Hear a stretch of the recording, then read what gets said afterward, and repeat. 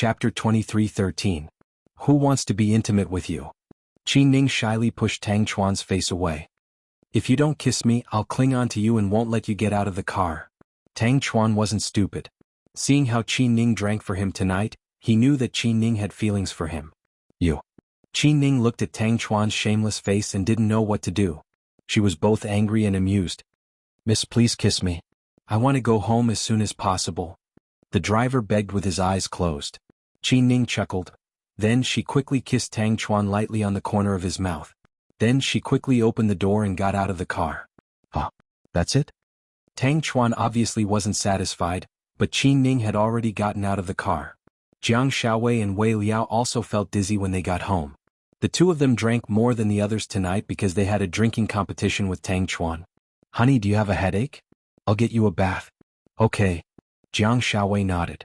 Then Wei Liao took off his clothes and carried Jiang Xiaowei to the bathroom. At the door, they bumped into their son Wei Yunqiu. Son, what are you doing? Why aren't you sleeping? Wei Liao froze. Are you two planning to give me a little brother or sister? Wei Yunqiu asked in all seriousness. Wei Liao, Jiang Xiaowei, son, who told you that nonsense? Wei Liao's face turned red. Don't lie to me. You took off your clothes, I know what you want. You want to give me a brother or sister with mommy? Although Wei Yunqiu's EQ was not as high as pudding in little beans, he was still clueless. Son, it's not what you think. Jiang Xiaowei didn't know how to explain. Wei Yunqiu stood in front of the bathroom, blocking his parents' way. In the end, he took out something and stuffed it into Wei Liao's hand. Old Wei, be careful. Wei Yunqiu turned around and left. When Wei Liao saw what it was, he was so scared that he almost peed his pants. This. Wei Liao was at a loss for words. Honey, what is this? Jiang Xiaowei was curious about the toy that her son gave her. Look at it yourself. I don't know how to describe it. Wei Liao opened his hand and showed it to his wife. Then Jiang Xiaowei was also shocked. She didn't expect her son to know the use of condoms. Is our son precocious? Jiang Xiaowei was also dumbfounded. Maybe he learned it from the twins? Little Bean and Pudding have always understood. Wei Liao guessed. The only couple who didn't get drunk at the party were Rick and Cece. Qin Jie and Nai Yang, who couldn't hold their liquor, were so drunk that they immediately went to bed after they got home. Only Rick and Cece were in the mood to play at the ice skating rink in the middle of the night. Cece also drank a little and was very excited. Therefore, when she came back, she said that she wanted to go ice skating, and Rick indulged her. He took her directly to the ice skating rink, got the staff on duty up, and opened the door for them. Only the two of them were in the huge ice skating rink, so they didn't feel lonely. The slow, soft music was especially pleasant in the middle of the night. Come here. Cece put on her skates, drew a circle on the ice, and beckoned to Rick with her finger. Don't. Rick actually refused. Why not? Cece pouted. Rick was silent. You don't know how to skate? Ah. Cece suddenly thought of something and asked with a laugh. Chapter 23:14. Rick was still silent, but it was obvious that he looked unnatural. Haha, am I right? Cece suddenly realized. Only then did Rick slowly nod his head. Oh my god, you don't know how to skate. That's so surprising. Cece looked as if she had discovered a new continent. What's so surprising about that? I'm not a special forces soldier, why do I need to know everything? Rick said proudly.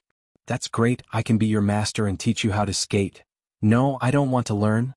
Rick refused without hesitation. No, if you don't want to learn, I have to teach you.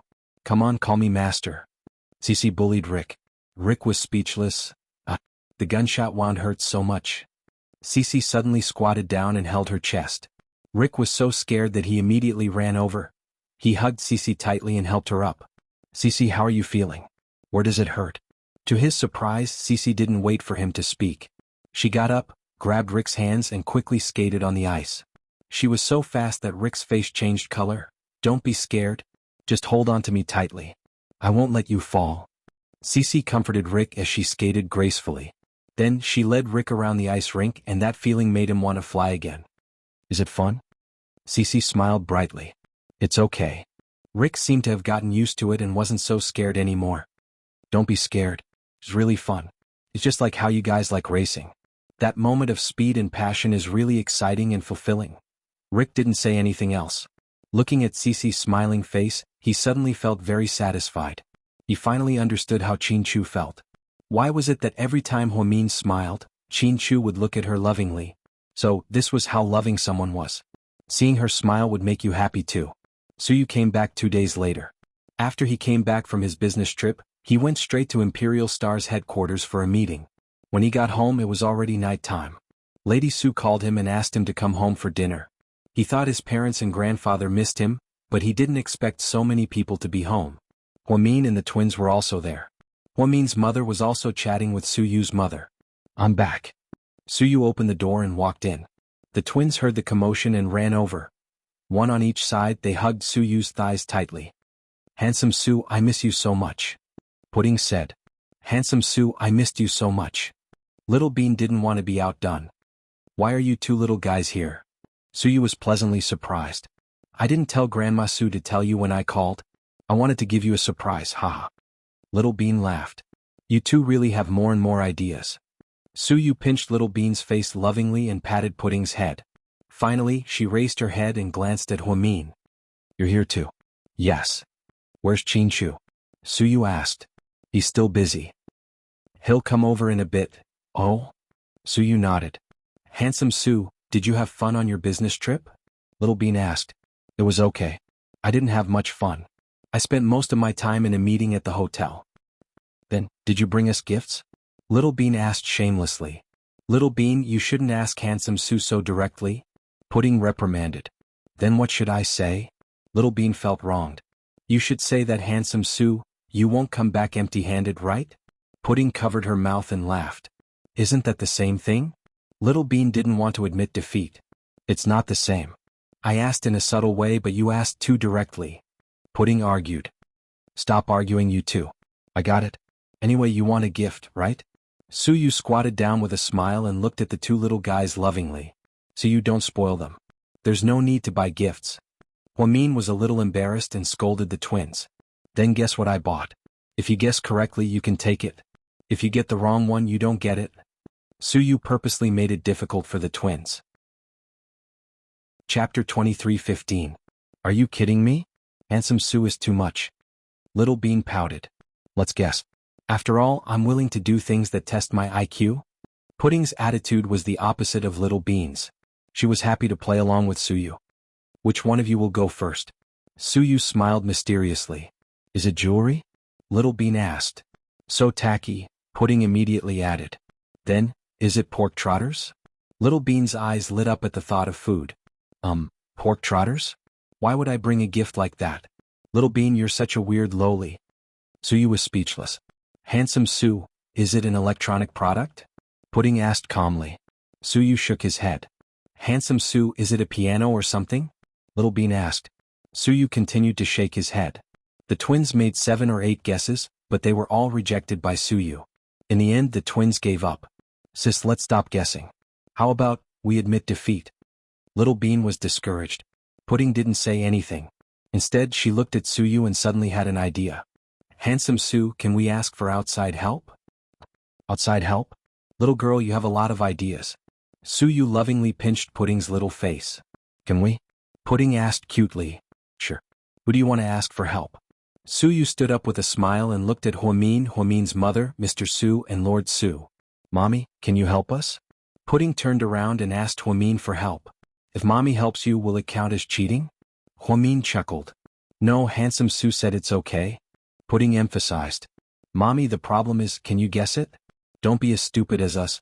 Little Bean didn't have much confidence in her mommy. "Do you think I'm 4 years old like the two of you?" Huamin laughed as he walked over. He glanced at Suyu and said, "It is said that you are going on a business trip in Jiangzhou, right?" "Yes." Suyu nodded. "The 4 most famous specialties of Jiang district are porcelain, silk, soy sauce, duck tongue, and Yimei black tea," Huamin said slowly. "So, what do you think it is?" Suyu found it amusing and continued to ask Huamin. "Porcelain is expensive and beautiful, but it's hard to preserve. So, you definitely wouldn't choose porcelain for Pudding and Little Bean. Soy sauce duck tongue is delicious but it's too cheap so it can't be considered a gift. Yimei black tea is rare, but the 2 kids don't like tea so I'm guessing that the only thing you're going to give them is something related to silk. Damn, do you have to be so smart? A female version of Detective Conan?" Suyu laughed as he listened to Huamin's deduction. "But that wasn't the point." Huamin continued, silk can be made into many things. Jiang District's handkerchief and fan are both famous. But because these two things are too small, you wouldn't go to such great lengths to give them. I heard that Jiang District has the bright moon blue ripple brocade, which was made by the Ming dynasty's nobles. Because it's about to be lost, it's handmade. Many high-ranking officials in Jing City go to Jiang District every year to ask for a piece to make kipeos for the socialites in their families. Lord Su, it's not easy for you to go there and get one as well. Don't tell me you made kipeos for the two kids? After Huamin finished speaking, Suyu was completely shocked. Chapter 23:16. His eyes were wide open, completely in disbelief. How did you? I'm just guessing. Huamian smiled. Suyu turned around and looked at him with a strange expression. Did you betray me and tell her? I didn't. An was a man of few words, but he never lied. So you knew that? What? She guessed it, but you don't want to admit it? Mrs. Su laughed at her son. Are you a sore loser? Lord Su snorted. No, Grandpa.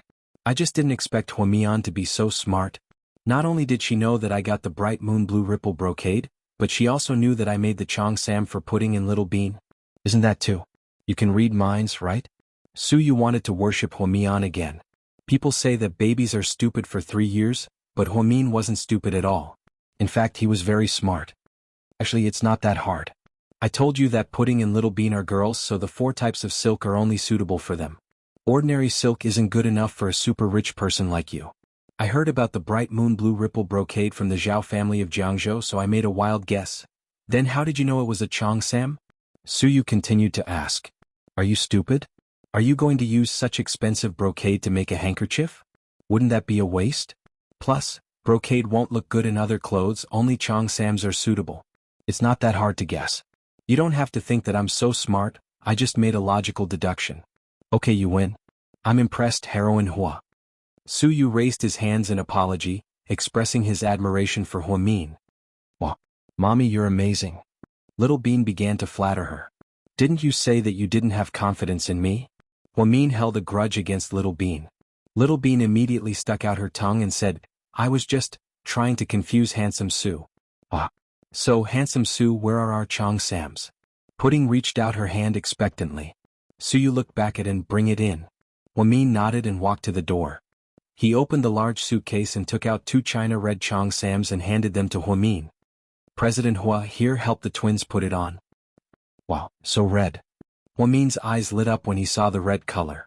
Mommy, hurry. Put it on for me. I want to look pretty. Little Bean seemed to be very excited and couldn't wait any longer. Come. Don't worry. Granny will help you put it on. Granny Su will help you too. The 2 elders took the Chong Sams from Huamin and took the children to the sofa to change. Suyu added, I had it made according to their height. I don't know if it fits. It shouldn't be a problem. Chong Sams are like dresses. It doesn't matter if it's a little long or a little short. Huamin replied. What do you think? Mommy, am I pretty? Little Bean was the first to change and ran over impatiently. She spun in a circle in front of Huamin to show off. Yes, you're so beautiful. Huamin looked at his daughter in the red Chong Sam. She was so cute. While he was looking at Pudding, he was already taking selfies with his phone. Wow, you're so pretty. You look like a China doll. Lady Su praised. Kids, come here. Let great-grandpa take a look. Lord Su waved his hand impatiently. Huamin was about to turn around and sit down when he heard Suyu say, Mian? Yeah? Huamin turned around and looked at Suyu. Chapter 23:17. This is for you. Suyu handed it to Huamian. Huamin looked at the thing in her hand and was a bit surprised. I get one too. Yeah, this color suits you. I thought it matched your aura, so I made one for you. Before Huamin could say anything, Suyu stuffed the dress into Huamin's hands. Then she walked over. Mom, Dad, Grandpa, and Yang, you guys got gifts too. Suyu continued to give out gifts to everyone. Even Yang Meirong got a silk quilt that was warm in the winter and cool in the summer. The old lady was overjoyed. She turned around and looked at Huamin, who stood there motionlessly. Suyu walked over and patted her on the shoulder. Huamin was startled. Why are you standing there like an idiot? Go change in the washroom and show my mom and the others. Suyu smiled. Okay. Huamin couldn't refuse, so she took the dress and walked to the washroom. After she changed, she looked at herself in the mirror and still couldn't believe her eyes. It was also a moonlight blue brocade. This one was moon white with a lotus pattern on it, but the color was very light. It looked like an ink painting. It was very simple and elegant, but one could tell it was made of high-quality silk. Most importantly, the size was just right. The moon-white cheongsam showed off Huamin's figure. Her slim waist and white legs that were slightly revealed by the slit at the bottom were enough to make one's imagination run wild. Mr. Qin would probably go crazy if he saw the effect of this. Huamin couldn't even recognize herself as she looked at the woman in the mirror. For a moment, she felt as if she had traveled back in time to the end of the Qing dynasty. It set off Huamin's fresh and refined aura perfectly. When Huamin walked out of the washroom, Little Bean exclaimed, "Wow, is that mommy? She's so beautiful." Pudding turned around and gave her a thumbs up. "Goddess Hua, you're beautiful." Only after the two little ones finished speaking did everyone turn their heads one after another. Then they all looked surprised, especially Suyu. In an instant, the look in his eyes changed. "Oh my god, our Mian is so beautiful. This dress suits her so well. It's so elegant," Lady Su praised as she clapped her hands. Yang Meirong also looked at her daughter with a smile. Her eyes were filled with pride, as if she wanted to tell everyone that she had given birth to such an outstanding daughter. "Mian, you have such a good temperament," Master Lord Su praised. "Looks like our ancestors were right, clothes make the man." Mian usually looks delicate and elegant, but in this cheongsam today, she exudes the charm of the ancient times. What a rare sight. Mr. Su praised her in a reserved manner. This made Huamin feel slightly shy. She looked at everyone shyly and smiled. "Kid, you have good taste. I didn't expect you to be so good at buying women's clothes," Master Lord Su teased. Su Yu, on the other hand, looked at Huamin in a daze and didn't react. "Handsome Su, Master Lord Su is talking to you," Pudding reminded him in a small voice. Su Yu still didn't move, making Huamin feel very awkward. "Hey handsome Su, stop looking. If you keep looking, you'll never be able to look away. Also, if my daddy finds out that you're looking at her like that, he'll get jealous. He's very scary when he gets jealous. Be careful, he'll beat you up." Little Bean knocked Su Yu with her little fist. Only then did he come back to his senses. "Huh? What did you just say, Grandpa?" Su Yu turned around and looked at his grandfather. Chapter 23:18. Upon hearing Su Yu's question, the elders all laughed. It was the first time he felt so embarrassed, and his face turned bright red. Huamin also coughed to express his embarrassment. "Handsome Su, can you please not look at my mommy like a wolf looking at a sheep?" Little Bean asked with a smile. Su Yu was speechless. "Don't talk nonsense, Little Bean. Don't make fun of your Uncle Su." Huamin stopped her. "Su Yu, thank you for your gift." Huamin thanked Su Yu. "You're welcome. I bought it mainly for Pudding and Little Bean, and I also bought one for you." Su Yu scratched the back of his head and answered vaguely. To his surprise and suddenly interrupted, "Of course not. Pudding and Little Bean's cheongsams aren't even half as expensive as President Hua's." "Shut the fuck up." Su Yu immediately turned around and glared at In, not letting him speak. "And how much is mine?" Huamin looked at In and asked. "Hey Huamin, is it okay for you to ask like that? Who would ask how much a gift is? So rude." Su Yu didn't seem to want to tell Huamin the price. "We're so close, there's no need to be polite." "And tell me the truth," Huamin continued to ask In on. Since President Hua asked, just tell him the truth." Su Yu kept coughing to remind In. He was afraid that if In told him the truth, Huamin wouldn't dare to ask for it after hearing the price, and was in a dilemma. On one side was President Hua and on the other side was President Su. They were both his former bosses and they treated him very well. Most importantly, he had never lied in his entire life. Now that President Su asked him to lie, he didn't know what to do. After 3 seconds of silence, Shaoan said, "Huamin, the price of this item is more than 180,000 yuan." "Huamin, so expensive?" Huamin's eyes darkened slightly. She knew that once Su Yu made a move, he would definitely not go easy. "It's not expensive at all." "Ha, those custom-made evening gowns cost hundreds of thousands." Su Yu comforted Huamin with a smile. Huamin did not say anything. Fortunately, she did not directly tell Su Yu that she would return the money to him. That would be awkward. Huamin turned around to make tea for Lord Su and the others.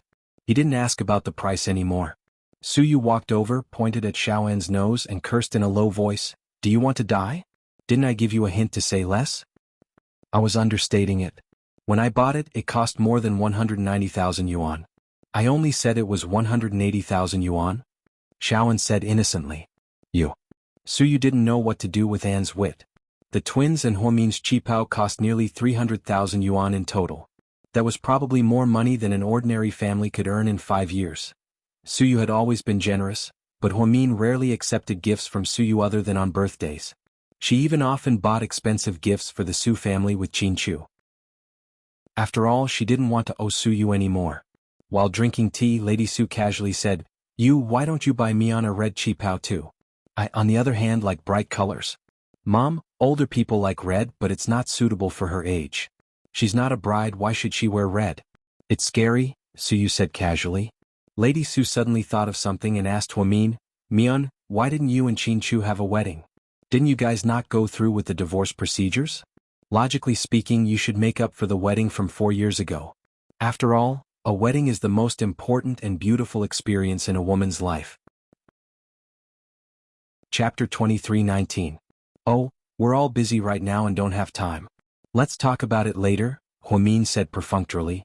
However, Suyu still saw a hint of disappointment in Huomin's eyes. When the kids grow up and you guys get old, what's the point of having another wedding? Lady Su didn't seem to agree. Mr. Su tried to persuade her. Don't worry about it. Their relationship is stronger than anything else. Our parents didn't have a proper wedding when they got married, but they still spent the rest of their lives together. At the mention of this topic, Lord Su nodded. That's right. Your mom and I got married through someone's recommendation. It was a chaotic time and we didn't have enough to eat or warm clothes. There was no wedding. Your mom followed me all the way. It's embarrassing. Lord Su felt bad when he thought of his boss who passed away a few years ago. Hey, let's not talk about such a heavy topic. Let's talk about something more pleasant. Why are you adults making things difficult for yourselves? Little Bean hopped over. Okay, I'll listen to Little Bean. Let's change the topic. Grandpa Su picked up Little Bean and placed her on his lap. What do you want to talk about? Mr. Su teased Little Bean. I just want to ask Grandma Su, when are we going to eat? Little Bean asked pitifully. Everyone burst into laughter. You're such a foodie? Huomin didn't know what to say about Little Bean. Soon. We'll eat when your dad gets here. Lady Su smiled. Mian, call Huomin and ask him where he is, Yang Merong whispered into Huomin's ear. After all, it wasn't good to make everyone wait for him. Huomin nodded. Just as he was about to take out his phone, Qinchu walked in. Sorry, I just finished work. Qinchu apologized as soon as he walked in. You're not late at all. You came at the right time. Come. Lord Su waved his hand as if he really liked Qinchu. Qinchu walked over with an exquisite box in his hand and handed it to Suyu's father. Uncle, this is a gift from a client. He said that it's been aged for 20 years and is very fragrant. Try it with Grandpa. Oh really? It's not easy to find 20-year-old wine nowadays, especially this green bamboo leaf. Lord Su's father and Lord Su's grandfather loved drinking wine, especially white wine, so they were very happy.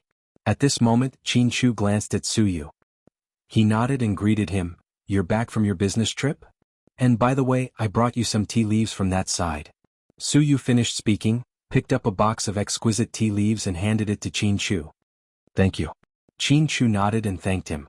The two men were very polite to each other, but there was clearly a sense of distance between them. Daddy, look, is my Cheongsam pretty?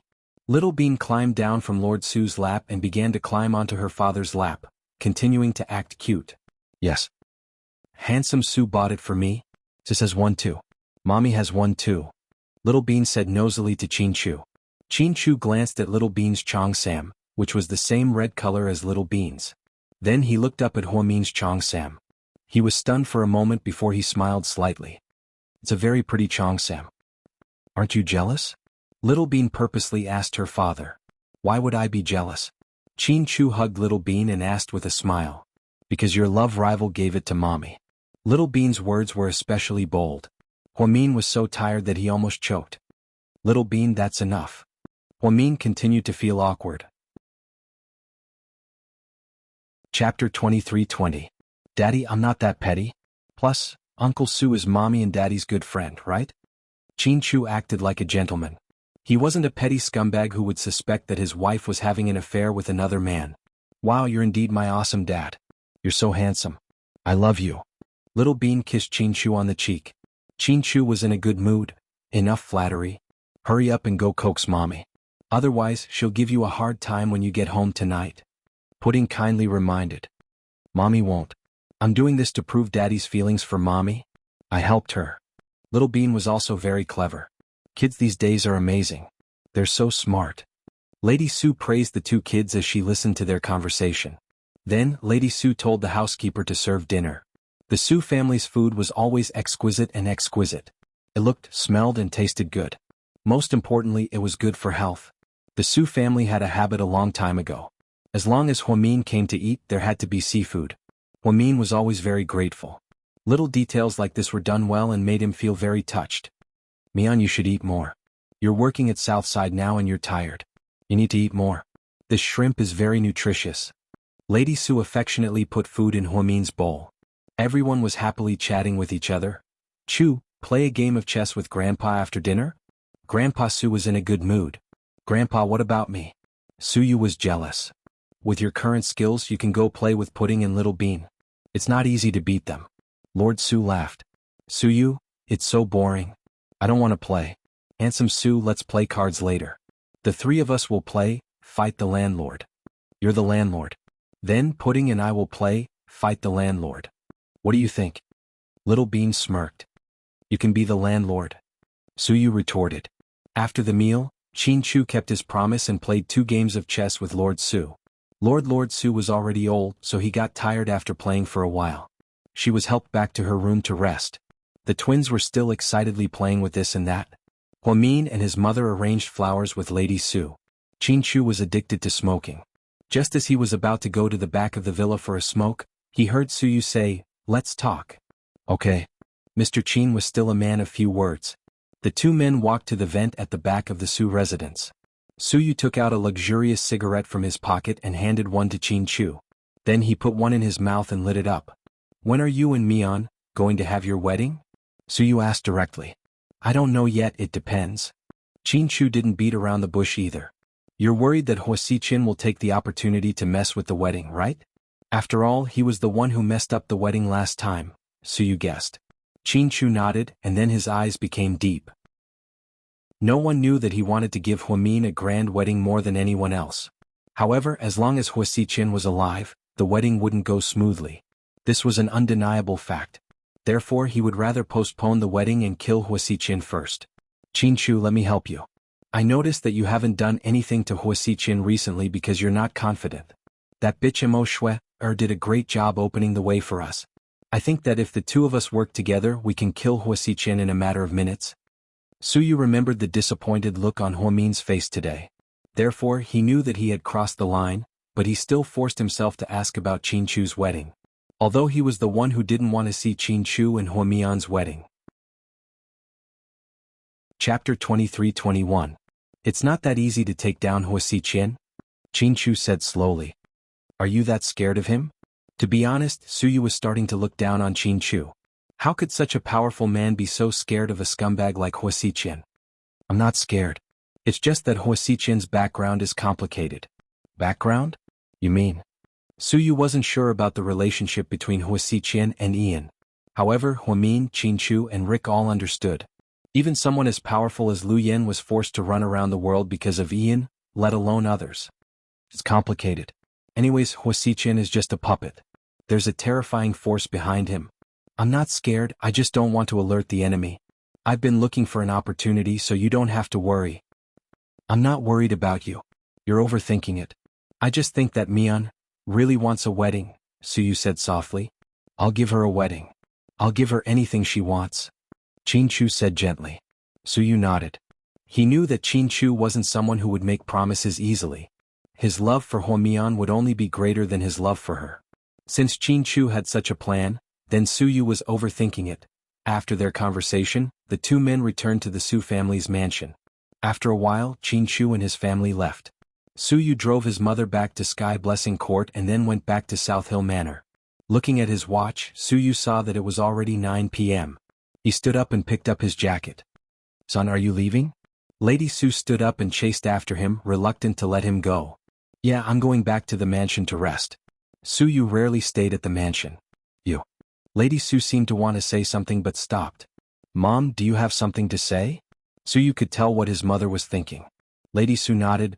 Okay, go ahead. Suyu put his jacket on his shoulders and looked at his mother with a smile. I have a good friend who owns a tea house. Do you know that? Oh, is that Auntie Lee? Suyu vaguely remembered. Yes. She has a niece who just came back from the UK. She's a PhD student at Yale University. She's beautiful, sensible, and well-behaved. Although she's from another city, she's willing to settle down here. I had dinner with your Auntie Lee the other day and saw her. I think. Lady Su didn't finish her words. Suyu put his arm around his mother's shoulder and smiled. Mom, how good you think she is has nothing to do with me. I don't care if she's pretty or sensible. I don't want to get married right now, so don't waste your time, okay? I'm not forcing you to get married. I'm just letting you get to know that girl first and get along as friends. If you have feelings for her in the future, it might develop. Even if you don't have feelings for her, it's good to be friends. You don't have many female friends around you now. It's inevitable that people will gossip about you. Lady Su knew her son's temper, so she didn't want to bring it up. However, there had been too many rumors recently. There were all kinds of rumors in the circle, although they didn't dare to say it in front of her. However, those words would still reach her ears intermittently. The Su family only had one son in this generation.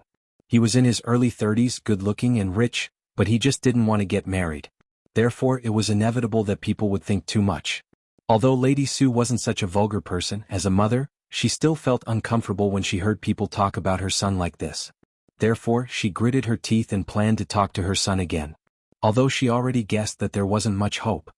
Mom, did you hear something from someone? Suyu asked. Chapter 23-22. Don't you know it yourself? Don't blame me for saying it, even if it were someone else's son, I'd think the same. Your grandpa and dad have always had a clean reputation. Now that you're here, you can't make trouble. Mom, I'm not gay. Don't you know who I like?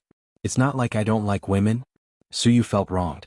It was one thing for others to suspect him, but now even his mother was worried. I know you're not gay, but if you keep thinking about women who don't belong to you, I think you're no different from a homosexual. Lady Su sighed slightly. All right, I know what to do about this matter. I'll go back and investigate where the rumors came from. I'll tell them to stop before they go too far. Your method can only stop them for a while, but it can't solve the root cause. People will talk about it in the future. But my life is my own, not for others to see. Mom, think about it, if I live for others, how tiring would that be? Suyu patiently tried to calm his mother down. Son, let me ask you, how long do you plan to wait? Are you going to be a bystander and watch the four of you live happily ever after? Are you going to be single for the rest of your life? Lady Su looked at her son with concern. No, if I don't meet the right one, I can wait for them to grow up and marry them. That'll be perfect, Suyu joked deliberately. You're just trying to piss me off. Lady Su's face darkened. Okay, I'll stop teasing you. Mom, you don't have to worry about this. I think fate can't be forced. Let nature take its course. Maybe I'll meet a woman in the future and get married in a flash. Love doesn't make sense, just like how I didn't know I would fall so deeply in love with Mion back then. If that's the case, then that's great. Not to mention a flash marriage, even if you get married with a child, I'll agree with both hands. You're so greedy, you want to have a grandson right away. You're so ambitious. Suyu held his mother's face and teased her. Go. Don't make a fuss. If you want to leave, then leave quickly. Lady Su looked at her child. She was both angry and amused. Okay, then I'll leave. You haven't been sleeping well recently, so you should rest early.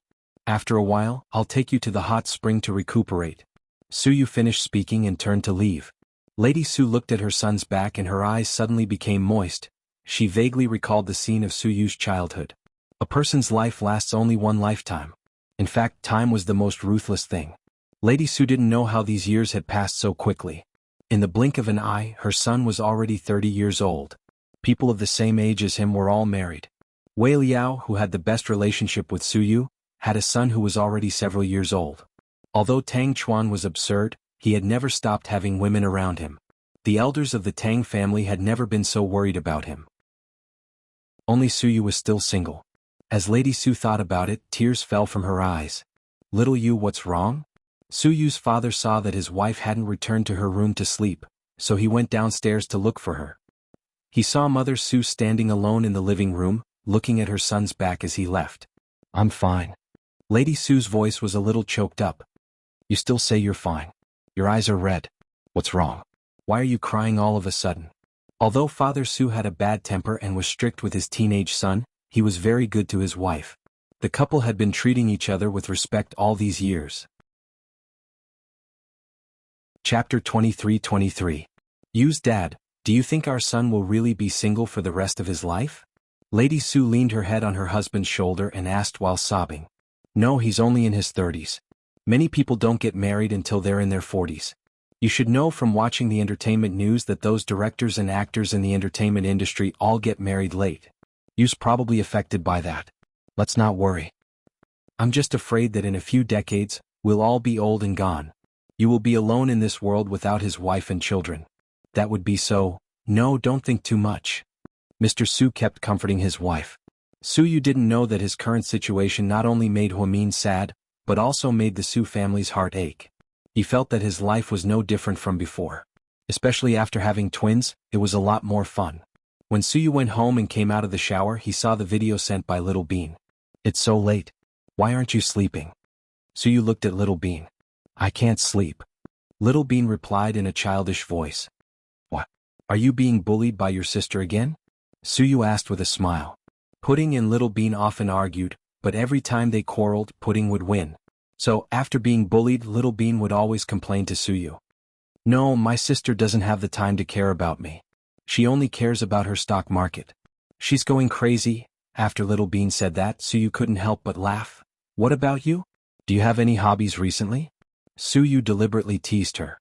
Little Bean thought carefully for a long time and replied, Is flirting with Gao Buyan considered a hobby? Yes. Su laughed heartily after saying that. Why are you laughing so flirtatiously? Little Bean asked with a straight face. You're so young and already know how to bully people. Good thing I didn't let you go to kindergarten. Otherwise you'd be in trouble. Wrong? If we go to kindergarten we'll be bored to death. We won't have anything in common with the other kids. There'll be a generation gap. Little Bean said seriously. Miss Chin Mumu, you're right, Su said respectfully. In that case, let me ask you a question. Other than asking me who's prettier, you can ask me anything else. Su had learned his lesson and eliminated the scariest question. Oh, okay. Then tell me who's prettier, me or Mommy? Little Bean had an idea and changed the name of her sister to Mommy. Of course it's because you're pretty? Su replied. What? Little Bean asked. It's simple. It's because you're younger than her. She's almost 30 and you're only 4. 20 years later you'll be in your prime and she'll be an old lady. By then she'll have a face full of wrinkles, a mouth full of fake teeth and a menopausal temper. It's scary just thinking about it, Su said with a smile. However, he noticed that there was something wrong with Little Bean's expression. Just as he was about to ask what was wrong, Little Bean turned around and yelled, Mommy, why are you here? Su felt like he was struck by lightning. Huamin walked in. She was wearing a long cotton dress and her long hair flowed down her back. Without saying a word, she walked in front of the camera and glanced at Su. Then she crossed her arms and smiled at Su. Old lady? Face full of wrinkles?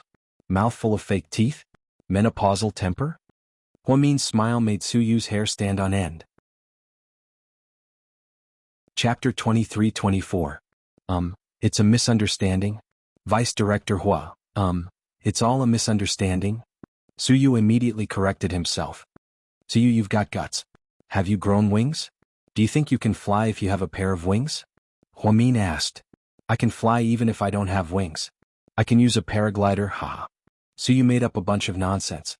So, is it really okay for the president of Imperial Star to talk bad about others in the middle of the night? Huamin asked. I was just joking with Little Bean. Don't take it seriously. Su smiled and tried to please Huamian. Yeah, Mommy, I was just joking with handsome Su. The truth is, Mommy is the prettiest. My sister and I combined can't even compare to Mommy. That's why handsome Su gave Mommy such an expensive cheongsam. Little Bean might be young, but she was quick-witted. Seeing that Huamian was about to criticize her, she immediately brought up the cheongsam. As the saying goes, gifts blind the eyes. So, Huamin's expression changed when he heard the cheongsam. Don't give her such expensive things in the future. Huamin changed the topic. Su immediately let out a sigh of relief. He looked at Little Bean gratefully and replied, It's not expensive. I'm glad you guys like it. I have so much money that I can't spend it all. Okay, it's getting late. I should let Little Bean and Little Bean go to bed. You should rest early too. Okay. Su nodded, but he didn't have the heart to press the end button. Huamin leaned down and hung up the video call. The last shot was of her standing close to the camera. Her long hair was draped over her shoulders, and her face was clean and pretty without makeup. Suyu's heart raced at that moment. It turned out that after 4 years, Hwamian was still the only one who could move his heart. Suyu took off his bathrobe and lay down on the spacious bed. He sighed slightly. Li Jian's When You're Old was playing on the phone. At this moment he actually felt a tranquility in his heart that he had never felt before. When you are old and unable to walk, warm yourself by the fire and remember your youth. How many have loved your youthful days and admired your beauty, false or true? Only one still loves your devout soul and the wrinkles on your old face. Accompanied by such beautiful lyrics, Suyu imagined that 20 years later Hwamin would be old. She was close to 50 years old, and there was a frown on her face. She was no longer youthful. He thought that he would still love her like this because what he loved in the first place was not her appearance. As she thought about it, she no longer felt sleepy. She picked up her phone and called Tang Chuan. Come out for a drink? Drink? That won't do. It's a little inconvenient for me right now. What's so inconvenient about it? Is your period here? Suyu deliberately slandered him. No, it's my grandaunt. She's at my house. Grandaunt? Qi Ning is there. Suyu immediately reacted. Yaha. Tang Chuan smiled proudly. What's up with you? Are you going to cook the rice tonight? Suyu laughed and teased. Little Chuan, what are you doing? Come and help me.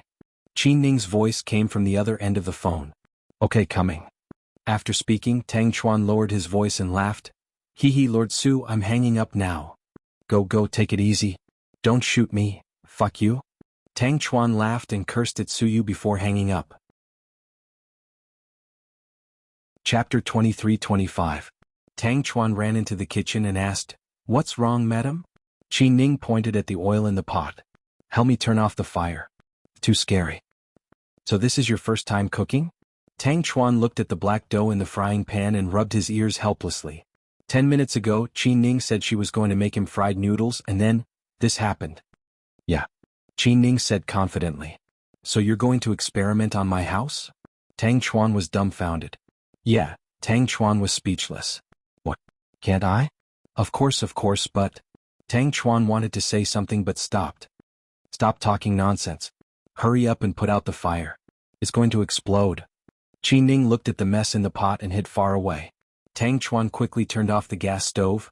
Oh my god, don't ever come into the kitchen again. Tang Chuan pushed Qi Ning out of the kitchen. But aren't you hungry?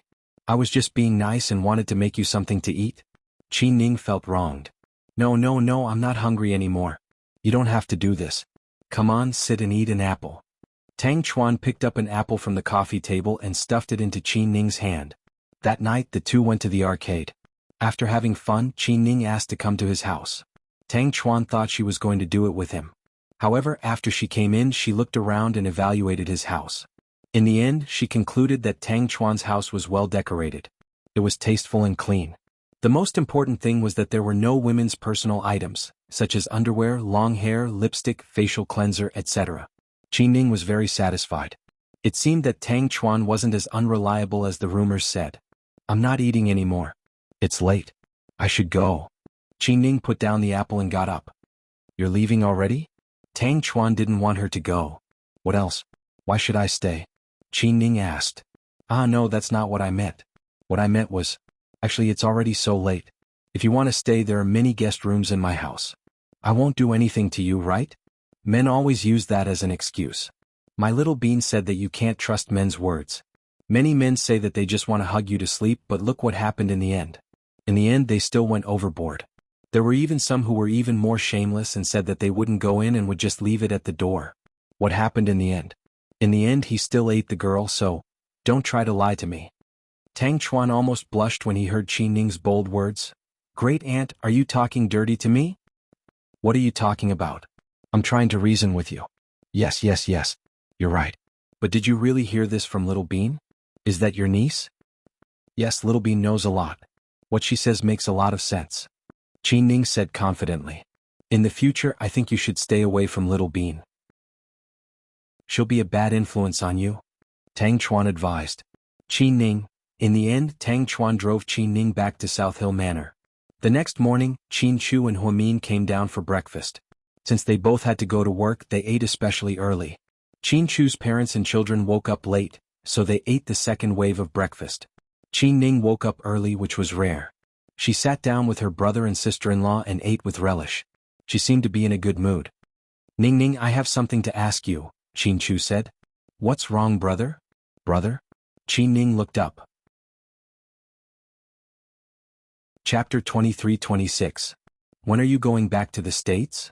Qin Chu glanced at her and asked. Are you trying to kick me out? Qin Ning pouted. Huamin couldn't help but chuckle as he listened to the conversation between Qin Ning and Qin Ning. Don't interrupt me. You know what I mean. Your dad already called me. If you don't go back now, he'll be here? Huh? Really? Qin Ning immediately put down the half-eaten sandwich in her hand. When have I ever lied to you? Then what should I do? How about I book a plane ticket for you and you go back first? The headquarters are very busy, Qin Chu said. Qin Ning seemed to be in a difficult position and didn't say anything. Huamin glanced at Qin Chu and then at Qin Ning. Ning Ning, are you dating Tang Chuan now? Sis-in-law, Qin Ning wanted to admit it, but she was too embarrassed to say it. It's okay. You're an adult. It's not embarrassing. Yeah, we're officially dating. Qin Ning lowered her head and blushed. Then have you thought about what you're going to do in the future? Are you not going to go back? What are you going to tell your dad? Huamin asked for his husband. My dad. He always wants Tang Chuan to marry into his family. I don't think it's fair to him. I don't want that. Qin Ning was conflicted. Don't worry about it. If you think you and Tang Chuan get along, your brother and I will help you, Huamin comforted Qin Ning. Thank you, sis-in-law. Qin Ning looked at Huamin gratefully. Honey, let's not force Ning Ning. She's in a difficult position. Second uncle is on the phone, so let's keep it a secret. Let's give her and Tang Chuan more chances to get to know each other and know what to do in the future. It won't drag on for long. Qin Chu didn't agree with his wife. Brother, sister-in-law, don't talk about it anymore. I'll call my dad in a while and talk to him personally. Okay, it's best if you play it yourself. But don't be too optimistic about your father's temper. Qin Chu warned his sister. After breakfast, Qin Chu and Huamin went out together and headed to the parking lot. Honey, is it really okay for you to make things difficult for Ning Ning so early in the morning? I think she and Tang Chuan are in the honeymoon period. I'm not trying to make things difficult for her. I'm trying to give her a heads up. She can't always be immersed in unrealistic things.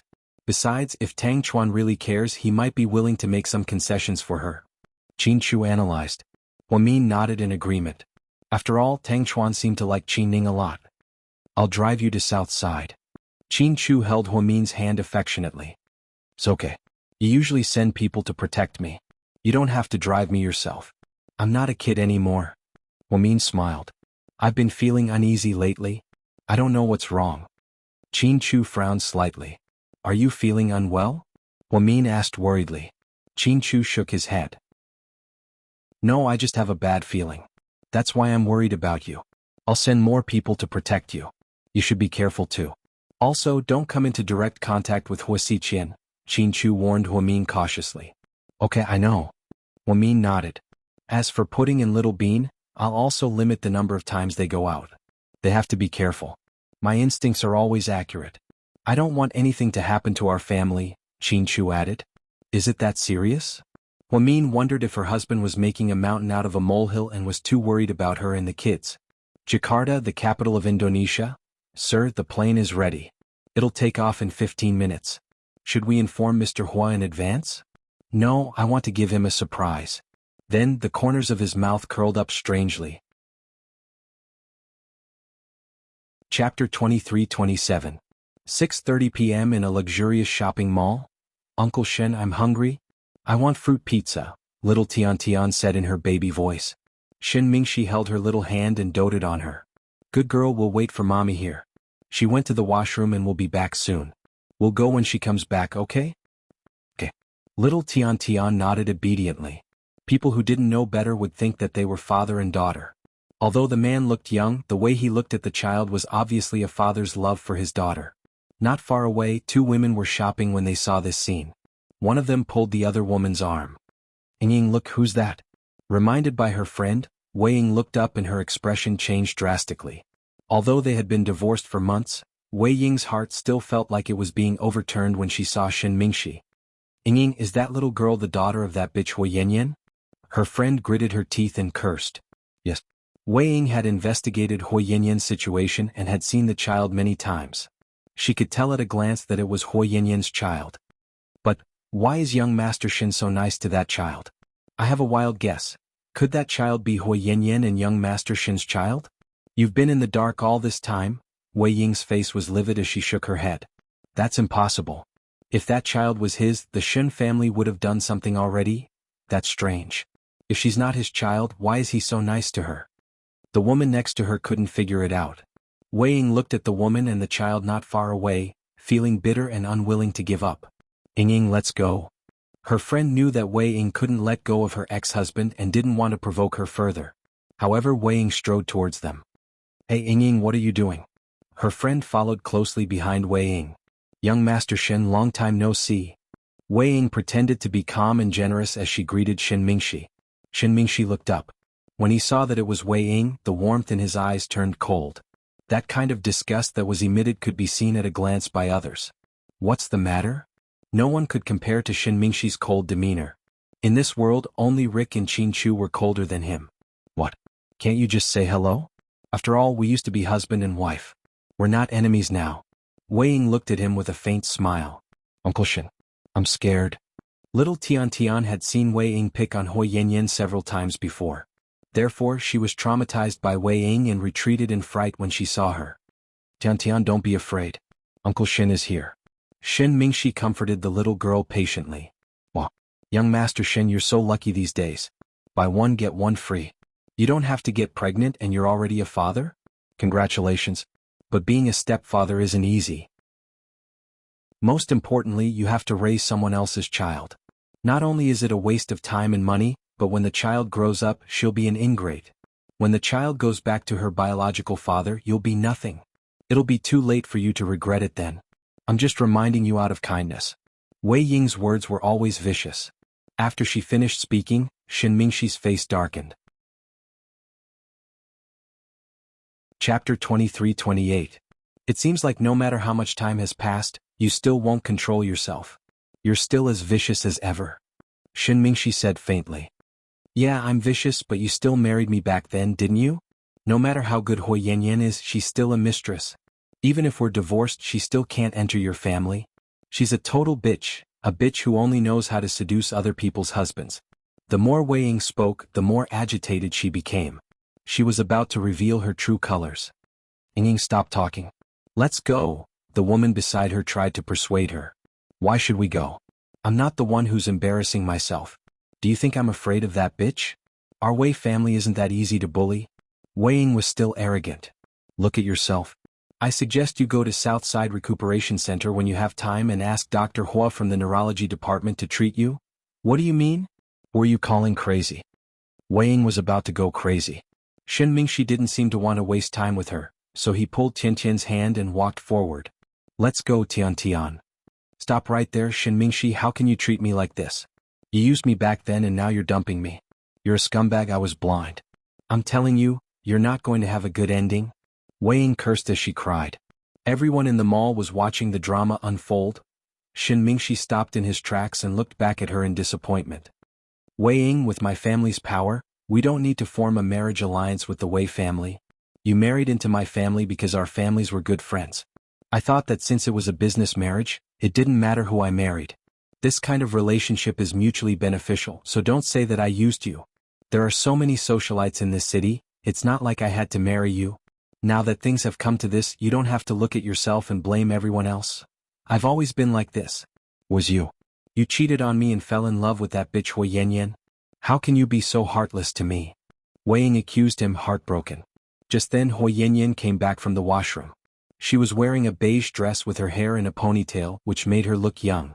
The current Hui Yanyan was even more beautiful than when she was at her peak because she had a mature charm. What's wrong? What happened? Hui Yanyan was a little flustered when she saw that everyone was watching. She quickly walked over. Mommy? When little Tian Tian saw her mommy, she immediately ran over and hugged her. That bad woman is here again. I'm so scared. Tian Tian pointed at Wei Ying. Hui Yanyan raised her head. When she saw Wei Ying, her eyes turned cold. Seeing Hui Yanyan show up, Wei Ying was even more indignant and began to incite the audience. Everyone come and take a look. This woman is a total homewrecker. A shameless homewrecker. My husband and I divorced because of her. Look at the true face of this vixen. Wei Ying, are you done? Shen Mingxi reproached her coldly. Am I wrong? You've been bewitched by this vixen, so you're protecting her? Wei Ying said matter-of-factly. Just then the audience began to whisper among themselves. Tian, don't be scared. Go to your Uncle Shen. Mommy has something to say. Hui Yanyan carefully pushed her daughter back to Shen Mingxi's side. Then she walked towards Wei Ying step by step. Ying, let's go. It's better to avoid trouble. Her best friend beside her kept trying to persuade her. But Wei Ying pushed her friend away. I'm not scared of this bitch. I'm the eldest daughter of the Wei family. She's a jinx who has no one to rely on. Chapter 23-29. Hui Yanyan walked up to Wei Ying and looked into her eyes with a calm expression.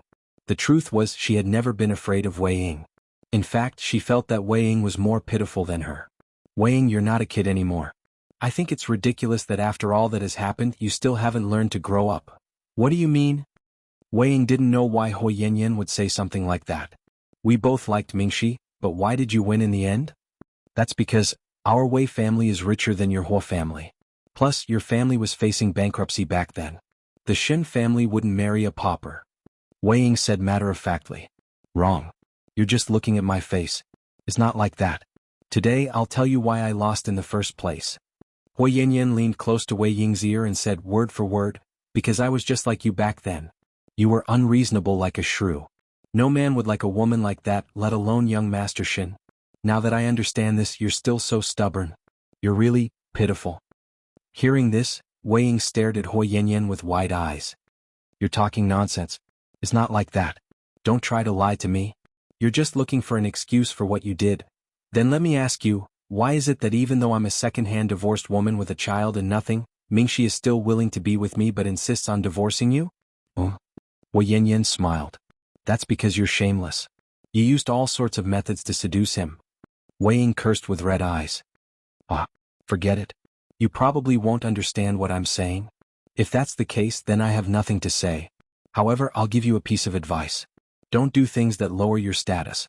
You said it yourself, you're the young mistress of the Wei family. You're a socialite. Don't act like a mad dog and bite everyone you see. If you continue like this, Mingxi won't want you. No man will want you. Wei Ying was enraged by Hui Yanyan's words and felt humiliated. He raised his hand and slapped her. Yanyan?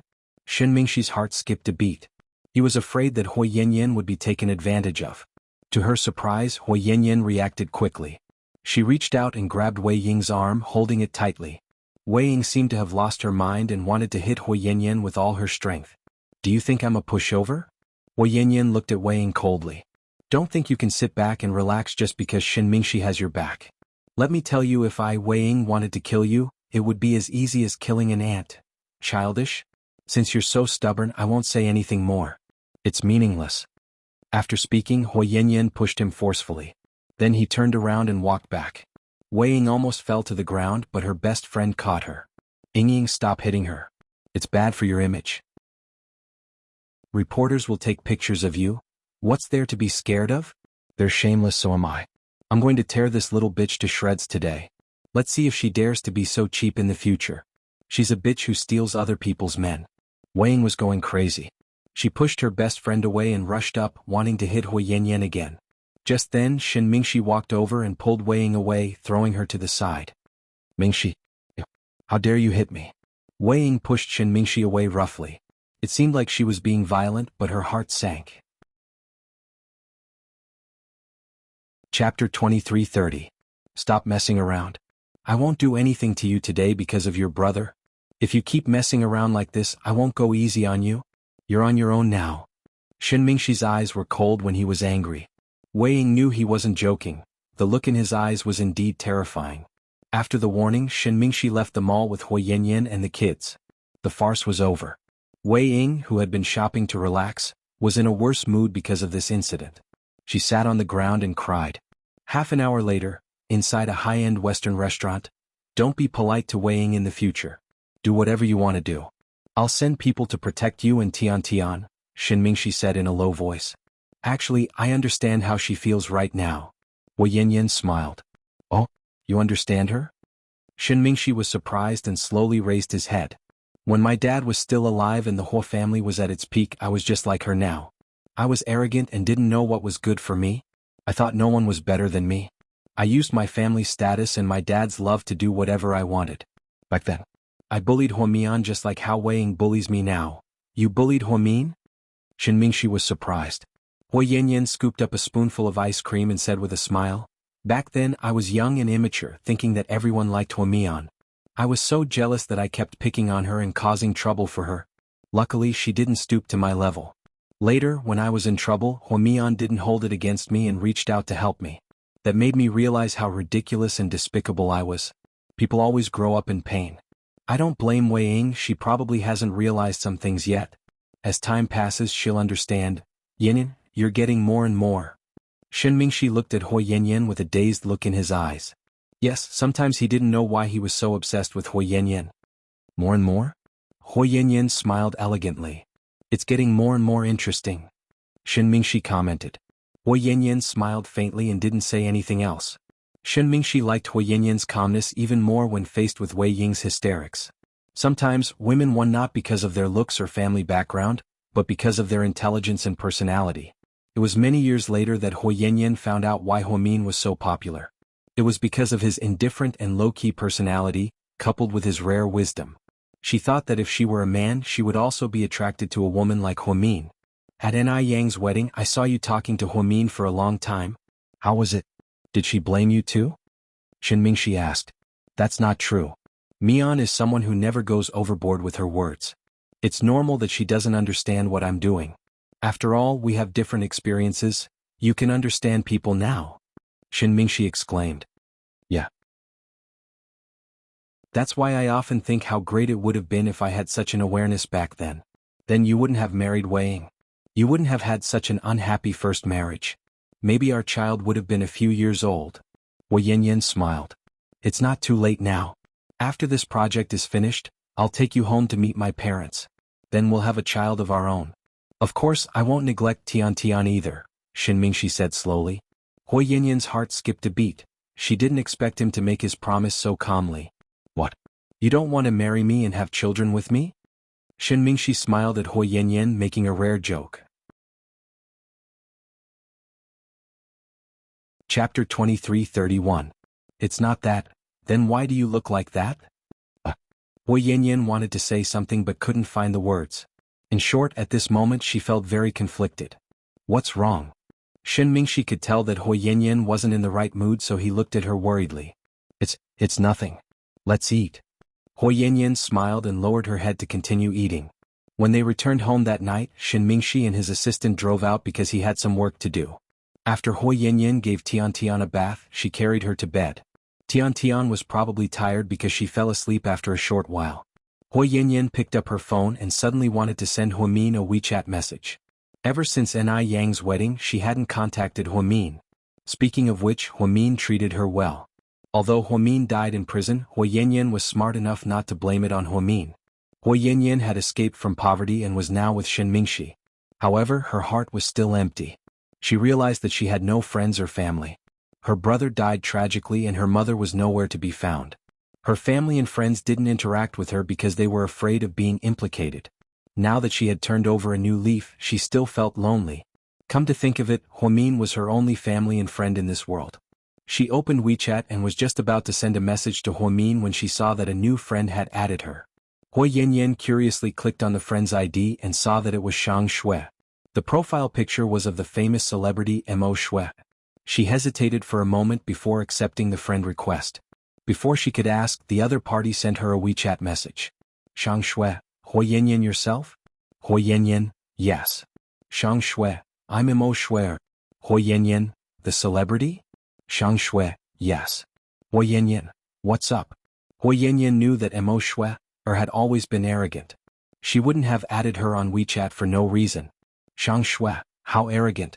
Huo Yanyan, "So why are you looking for me?" Shang Shui, "Let's talk face to face. I do have something important to tell you." Huo Yanyan, "Now?" Shang Shui, "What? Were they afraid that Shen Mingshi wouldn't agree?" Huo Yanyan frowned slightly. "It has nothing to do with him. I'm the only one at home. My daughter is asleep. It's really inconvenient. Shang Shui, then I'll go find you. I'll drive to your house. Come down and we can talk. Hui Yanyan, why don't we do it another day?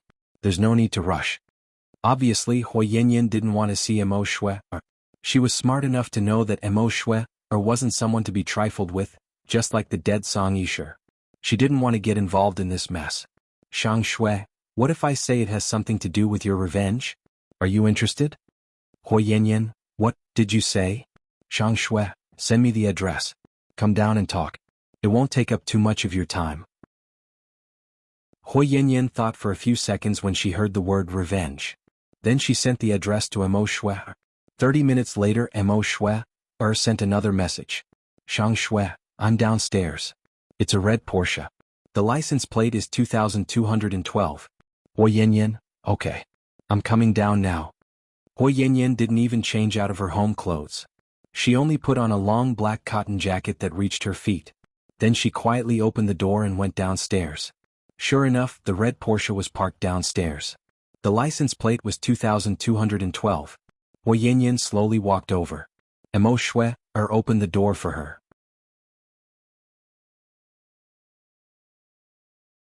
Chapter 2332. Get in. Mo Shui pointed at the passenger seat. Hui Yanyan didn't say anything. She opened the door and got in. Mo Shui was wearing heavy makeup and a gray fur coat. She was dressed in a flashy style as usual. Go ahead. Hui Yanyan didn't seem enthusiastic. I know why you suddenly want to get close to Shin Mingxi. You want to use him to get revenge for you, right? Mo Shui asked with a mysterious smile. Hui Yanyan sneered.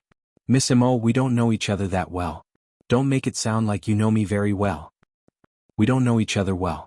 That's why I spent a lot of effort investigating you. Investigating me? You really think too highly of me. How could a celebrity like you investigate a nobody like me? I'm so sorry. Of course I wouldn't do it for no reason. I am Mo Shui, don't do bad deals. So what do you want from me? Hui Yanyan asked. Mo Shui slowly took out a pack of cigarettes and glanced at Hui Yanyan. Do you want one? I won't, Hui Yanyan refused. Then I'll smoke one. Do you mind? Mo Shui smiled. Whatever. Hui Yanyan's reaction was still cold. Mo Shui lit the cigarette and took a deep puff. Then she slowly said, I want you to work with me to fight someone. Of course, that person is also your enemy. Are you talking about Huamin? Hui Yanyan smiled. She knew that Mo Shui hated Huamin, so she immediately guessed that the person Mo Shui was talking about was Huamin. No. Although I hate Huamin, I'm not at the point where I have to fight him. Plus, with my current abilities, I can't defeat Huamin. I know my limits. If it's not Huamin, then? Hui Yanyan tilted his head and looked at her in confusion. Huasiqian. Hui Yanyan was slightly surprised by Mo Shui's words. Huasiqian? Haven't you always? Hui Yanyan didn't finish her sentence. However, everyone knew about the incident between Huasiqian and Mo Shui. When Hui Yanyan's father was still alive, Huasiqian had even taken her to the Hua family for dinner. Do you want to ask me why I'm going against him when I love him so much? Mo Shui chuckled as she looked at Hui Yanyan. Yes. Because there is love, there is hatred. You can understand my feelings for him as hatred born from love. How do you want to deal with him? Hui Yanyan didn't waste any more time and went straight to the point. I want him dead. I'm sure that's what you want as well, right? Hui Yanyan nodded. Yes, I want him dead too. But he's not that easy to deal with. That's why I came to you. Mo Shui continued to smile eerily. You overestimate me. I'm not that capable. You might have come to the wrong person. Hui Yanyan lowered her head. You don't, but Shin Mingxi does. Don't you have him backing you up? This is my own business. I don't want to drag him down with me. That's enough, Hui Yanyan. Stop pretending. I know exactly what kind of person you are. Since I dared to come to you, I'm confident. I'll make it short, I have a perfect plan. As long as you cooperate with me, I'll make sure it's flawless. Once Huasiqian dies, I'll leave the country and you'll have your revenge. Isn't that great? If it's as easy as you say, that's great. But if it's not, we'll be alerting the enemy. You should know how Huasiqian is going to take revenge, Hui Yanyan said calmly. Chapter 2333. Of course I know, but I don't have any other choice. If I don't do it now, I have a feeling that he'll do it to me soon. I'm going to die anyway, so I might as well try. Immerse had been living in fear for the past few days. She kept having nightmares about Hua Xiqin stabbing her heart with a knife. Ever since she started her revenge, Hua Xiqin had been so calm that it was scary. The calmer he was, the more scared Immerse became. She was on the verge of breaking down, so she decided to end everything as soon as possible. What's your plan? Hua Yanyan decided to listen to Immerse's plan. Maybe this was a good opportunity for her. Next Tuesday, the Hua Corporation and the Shin Corporation have a business meeting. Hua Xiqin will go to the Shin Corporation's clubhouse. The security there is tight and I don't know where to start, so I need your help. How do I help? Hua Yanyan didn't know what Immerse was planning, so she asked tentatively. It's simple. I'll give you something later. Just put it in Hua Xiqin's tea. Since you work for Shin Mingxi, it'll be easy for you to do it. No one will suspect you. Immerse flicked the ash off her cigarette and smiled. You want me to poison Hua Xiqin? Hua Yanyan was surprised. You could say that. Immerse nodded. That won't do. The Shin Corporation is there and he's working with Shin Mingxi. If something happens to him there, the Shin family and Shin Mingxi will be involved. I told you before, even if I want revenge, I won't drag him down with me. It was obvious that Hua Yanyan still had feelings for Shin Mingxi. Otherwise, she wouldn't have dragged him down with her. It seems like you still have some feelings for Shin Mingxi. Immerse smiled. Anyways, I won't drag him down. Don't even think about this plan. Hua Yanyan rejected Immerse's request. Don't be nervous, little girl. Don't worry, I'm not going to poison Hua Xiqin directly. I'm not giving him poison either. It's just one of the ingredients. It won't kill Hua Xiqin. Then what are you? Hua Yanyan was slightly surprised. She didn't understand what Immerse was trying to say. Hua Xiqin isn't easy to deal with, so we'll have to take it slow. I'm only giving him a colorless and tasteless medicine. He won't feel anything after taking it and it won't kill him either. But I know that Hua Xiqin has been taking a type of medicine for neuralgia for many years. If this medicine comes into contact with other medicines, there will be a chemical reaction. It won't kill him immediately, but it'll only poison him a little bit. In less than half a month, he'll be incurable. So that's what you're planning? Hua Yanyan finally realized what was going on. What do you think? Perfect, right? Immerse smiled proudly. But, is this really going to work? Are you sure there won't be any accidents? What? Hua Xiqin has already stopped taking his medicine? Hua Yanyan was still worried. She thought Immerse's plan was too rash. It won't. Don't worry, I've been with him for so many years, so I know what he's doing. He won't be able to stop taking that medicine, so he'll definitely take it. So, what we need to do now is you think of a way to put the medicine in his mouth. Alright, you don't have to worry about him having a reaction to it. If you don't mix this medicine with other medicines, his life won't be in danger. So, I suggest you put it in the teapot and let both of them drink it. Chapter 23:34. Then Immerse took out a small black bottle from her bag. It was as thick as her index finger. Why should I believe you? Hua Yanyan had no intention of letting Shin Mingxi eat something of unknown origin. It's simple. Don't you have a good relationship with Huamin? You can go to Huamin and ask her to check for you. What's this? She'll tell you if it's dangerous, so don't worry. I asked you to do this because I'm worried that if you put it in Hua Xiqin's teacup alone, he'll be suspicious and refuse to drink it. If that happens, all our efforts will go to waste. He's a very suspicious person. He'll only drink it when he sees Shin Mingxi drinking it. What we need to do is to make sure he drinks it. You can leave the rest to me. Your mission is done. He'll be poisoned in half a month. No one will suspect you if he's dead or alive, right? Hua Yanyan remained silent after hearing Immerse's words.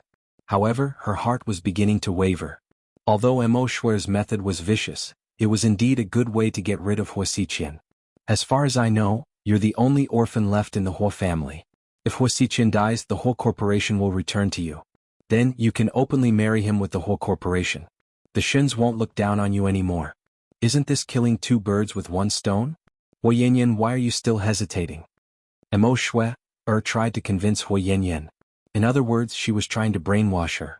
I'm just curious. Haven't you always loved Hua Xiqin? Why would you do something like this to him? How do I know that the two of you aren't working together to frame me? Hua Yanyan asked as she glanced at Immerse's face. Immerse put out her cigarette after she heard what Hua Mian said. Then he laughed out loud. Love. Haha, the most pitiful thing in my life and the thing I regret the most is falling in love with him. He ruined me and we can't go back to how we were before. So, only when one of us dies can the other be free. I don't have the courage to commit suicide and in comparison I want him to die more. Saying that I love him at a time like this is too weak. Because we've been entangled for so many years, and there are so many ties that it's not something that can be explained with just a simple word like love or hate. Anyways, I've thought about it for a long time before coming to find you. You can choose to believe me and we can fight against a common enemy together and then benefit from it. You can also choose not to believe me and not cooperate with me and I'll think of a way myself. But you'll miss the best opportunity to deal with Hua Xiqian. Hua Yinyan's eyes dimmed slightly. She knew Mo Shui wouldn't lie. Everyone in the industry knew about the grudge between Mo Shui and Hua Xiqian, so it was likely to be true. Think about it and give me an answer tomorrow. Time is of the essence and if you agree we can make our move next week. Okay, let me think about it. Hua Yinyan took the little black bottle and nodded. Then Mo Shui got out of the Porsche and drove out of the neighborhood. Holding the little black bottle, Hua Yinyan's heart was filled with complicated emotions. She wanted Hua Xiqian dead, but she wanted to take her revenge slowly. She wanted to destroy Hua Xiqian's reputation. She wanted to take back the whole corporation and humiliate him. She never thought about drugging and killing Hua Xiqian with her own hands. Hua Yinyan had never done anything immoral. Not to mention it was a human life. Therefore she was very hesitant. Chapter 23:35. Hua Yinyan didn't have Mo Shui's vicious heart, so she couldn't be as decisive as Mo Shui. Hua Yinyan took the medicine Mo Shui gave her, turned around and went upstairs. Then she quietly hid the medicine in her makeup bag. Shen Mingshi wouldn't pay attention to it so he wouldn't notice. Late at night, inside a bar in Sea City, 3 men walked in and immediately attracted everyone's attention. The man walking in front was dressed strangely. It wasn't raining but he was wearing a black cloak. He was also wearing a hat so his face couldn't be seen clearly. The 2 men behind him were wearing white cloaks, but they didn't wear hats. The 2 men in white cloaks were obviously Westerners. They were tall and had blonde hair and blue eyes. The man in the lead walked up to the bar counter and lifted his black hat under the spotlight. Instantly, everyone in the bar screamed. He was an extremely handsome foreigner. Although he wasn't young anymore, his facial features were so exquisite that they could drive people crazy. His deep eyes looked even more mesmerizing in the night. There were many foreigners in Sea City, but this was the first time they saw a foreigner with such good looks. He was like David Beckham, who was universally recognized as handsome. "Sir, what would you like to drink?" the waiter asked in fluent English. "Water," the man answered in Chinese. The waiter was surprised by his fluent Chinese. Then he immediately replied, "Okay, please wait a moment." At this moment, different women began to approach him. Some were sexy, some were innocent, some were flirtatious and some were even wild. These women threw themselves at him dauntlessly. Some didn't speak English so they used hand gestures. Some only spoke a few simple words in bad English, which was very funny. However, the foreigner rejected them all. He seemed uninterested in all women. Soon a young girl walked in. She was wearing a short black dress and had long hair. Although she wasn't particularly beautiful, she had a good temperament. The 2 men behind him whispered to the man in the black cloak, "Sir, she's here." The man nodded. He didn't say anything and continued to sip his water. The woman walked in and sat down at the VIP table in the first row. "Xiang Xang, you're late. You'll have to drink as punishment." A pretty girl sitting at the same table said with a smile. "Don't even mention it. My dad has been obsessed with that vixen Mo Shui lately. I'm so mad that I gave her all the pink diamonds I bought at the auction. What the hell, I just had a fight with him." The girl picked up a bottle of beer on the table and gulped it down. This was the youngest daughter of the Xiang family. She was also the daughter of the 4th madam of the Xiang family. She had this child at an old age and this girl was only in her early 20s. She used to be Mr. Xiang's favorite daughter, but things changed after Mo Shui entered the Xiang family. Mo Shui had been in the entertainment industry for many years. She knew all kinds of tricks. Mr. Xiang doted on her very much and was willing to give her everything, which caused the Xiang family to split apart. The 4th branch's Madame Dowager had always been at odds with each other on the surface, so Mo Shui's involvement only made things worse. "Alright, that bitch is just your father's pet, why are you being jealous? Your father loves you so much, he will definitely give you a lot of property in the future, don't worry," her friends comforted her. Suddenly one of the girls said, XNXN, look at that handsome guy over there. Are you interested? Where? Xiang Xan was surprised. The one sitting at the bar. The girl pointed in the direction of the bar. Xiang Xan looked up and stared for a while. A foreigner? Chapter 23:36. Yeah, he's so cool. He's been here for a while. He doesn't drink, he only ordered water. One of the girls said with a smitten look on her face. He only ordered water? Is he poor? Xiang Xan didn't think much of it. Of course not. Look at his shoes. They're from the most luxurious brand in Italy. Do you think he can't afford to drink? He's so cool. Xiang Xan looked at the man's shoes. Indeed. They were from the most luxurious brand in Italy. They were custom-made and cost more than 100,000 a pair. In this city, only super rich people like Su Yu and Tang Chuan could afford to wear them. This foreigner was definitely not a poor guy. But he's dressed so strangely. It's winter and it's not raining. Why is he wearing a cloak? He looks like a vampire. Xiang Xan muttered to herself. That's called personality, you know? Nowadays, foreigners are all about performance. It's not something that ordinary people like us can understand. But if you guys like him, why are you still standing here? Xiang Xan took a sip of wine and egged on her friends. We tried, but we all failed. He didn't even look at us. Just then, the man at the bar turned his head and looked in Xiang Xian's direction. Xiang Xian happened to be looking in that direction as well. The moment their eyes met. When their eyes met, Xiang Xian froze. The man smiled. His eyes and the curve of his lips were so beautiful. Wow. He's smiling at you. The girls around Xiang Xan pushed her. She touched the corner of her mouth and felt that it was too unreal. Was he really smiling at her?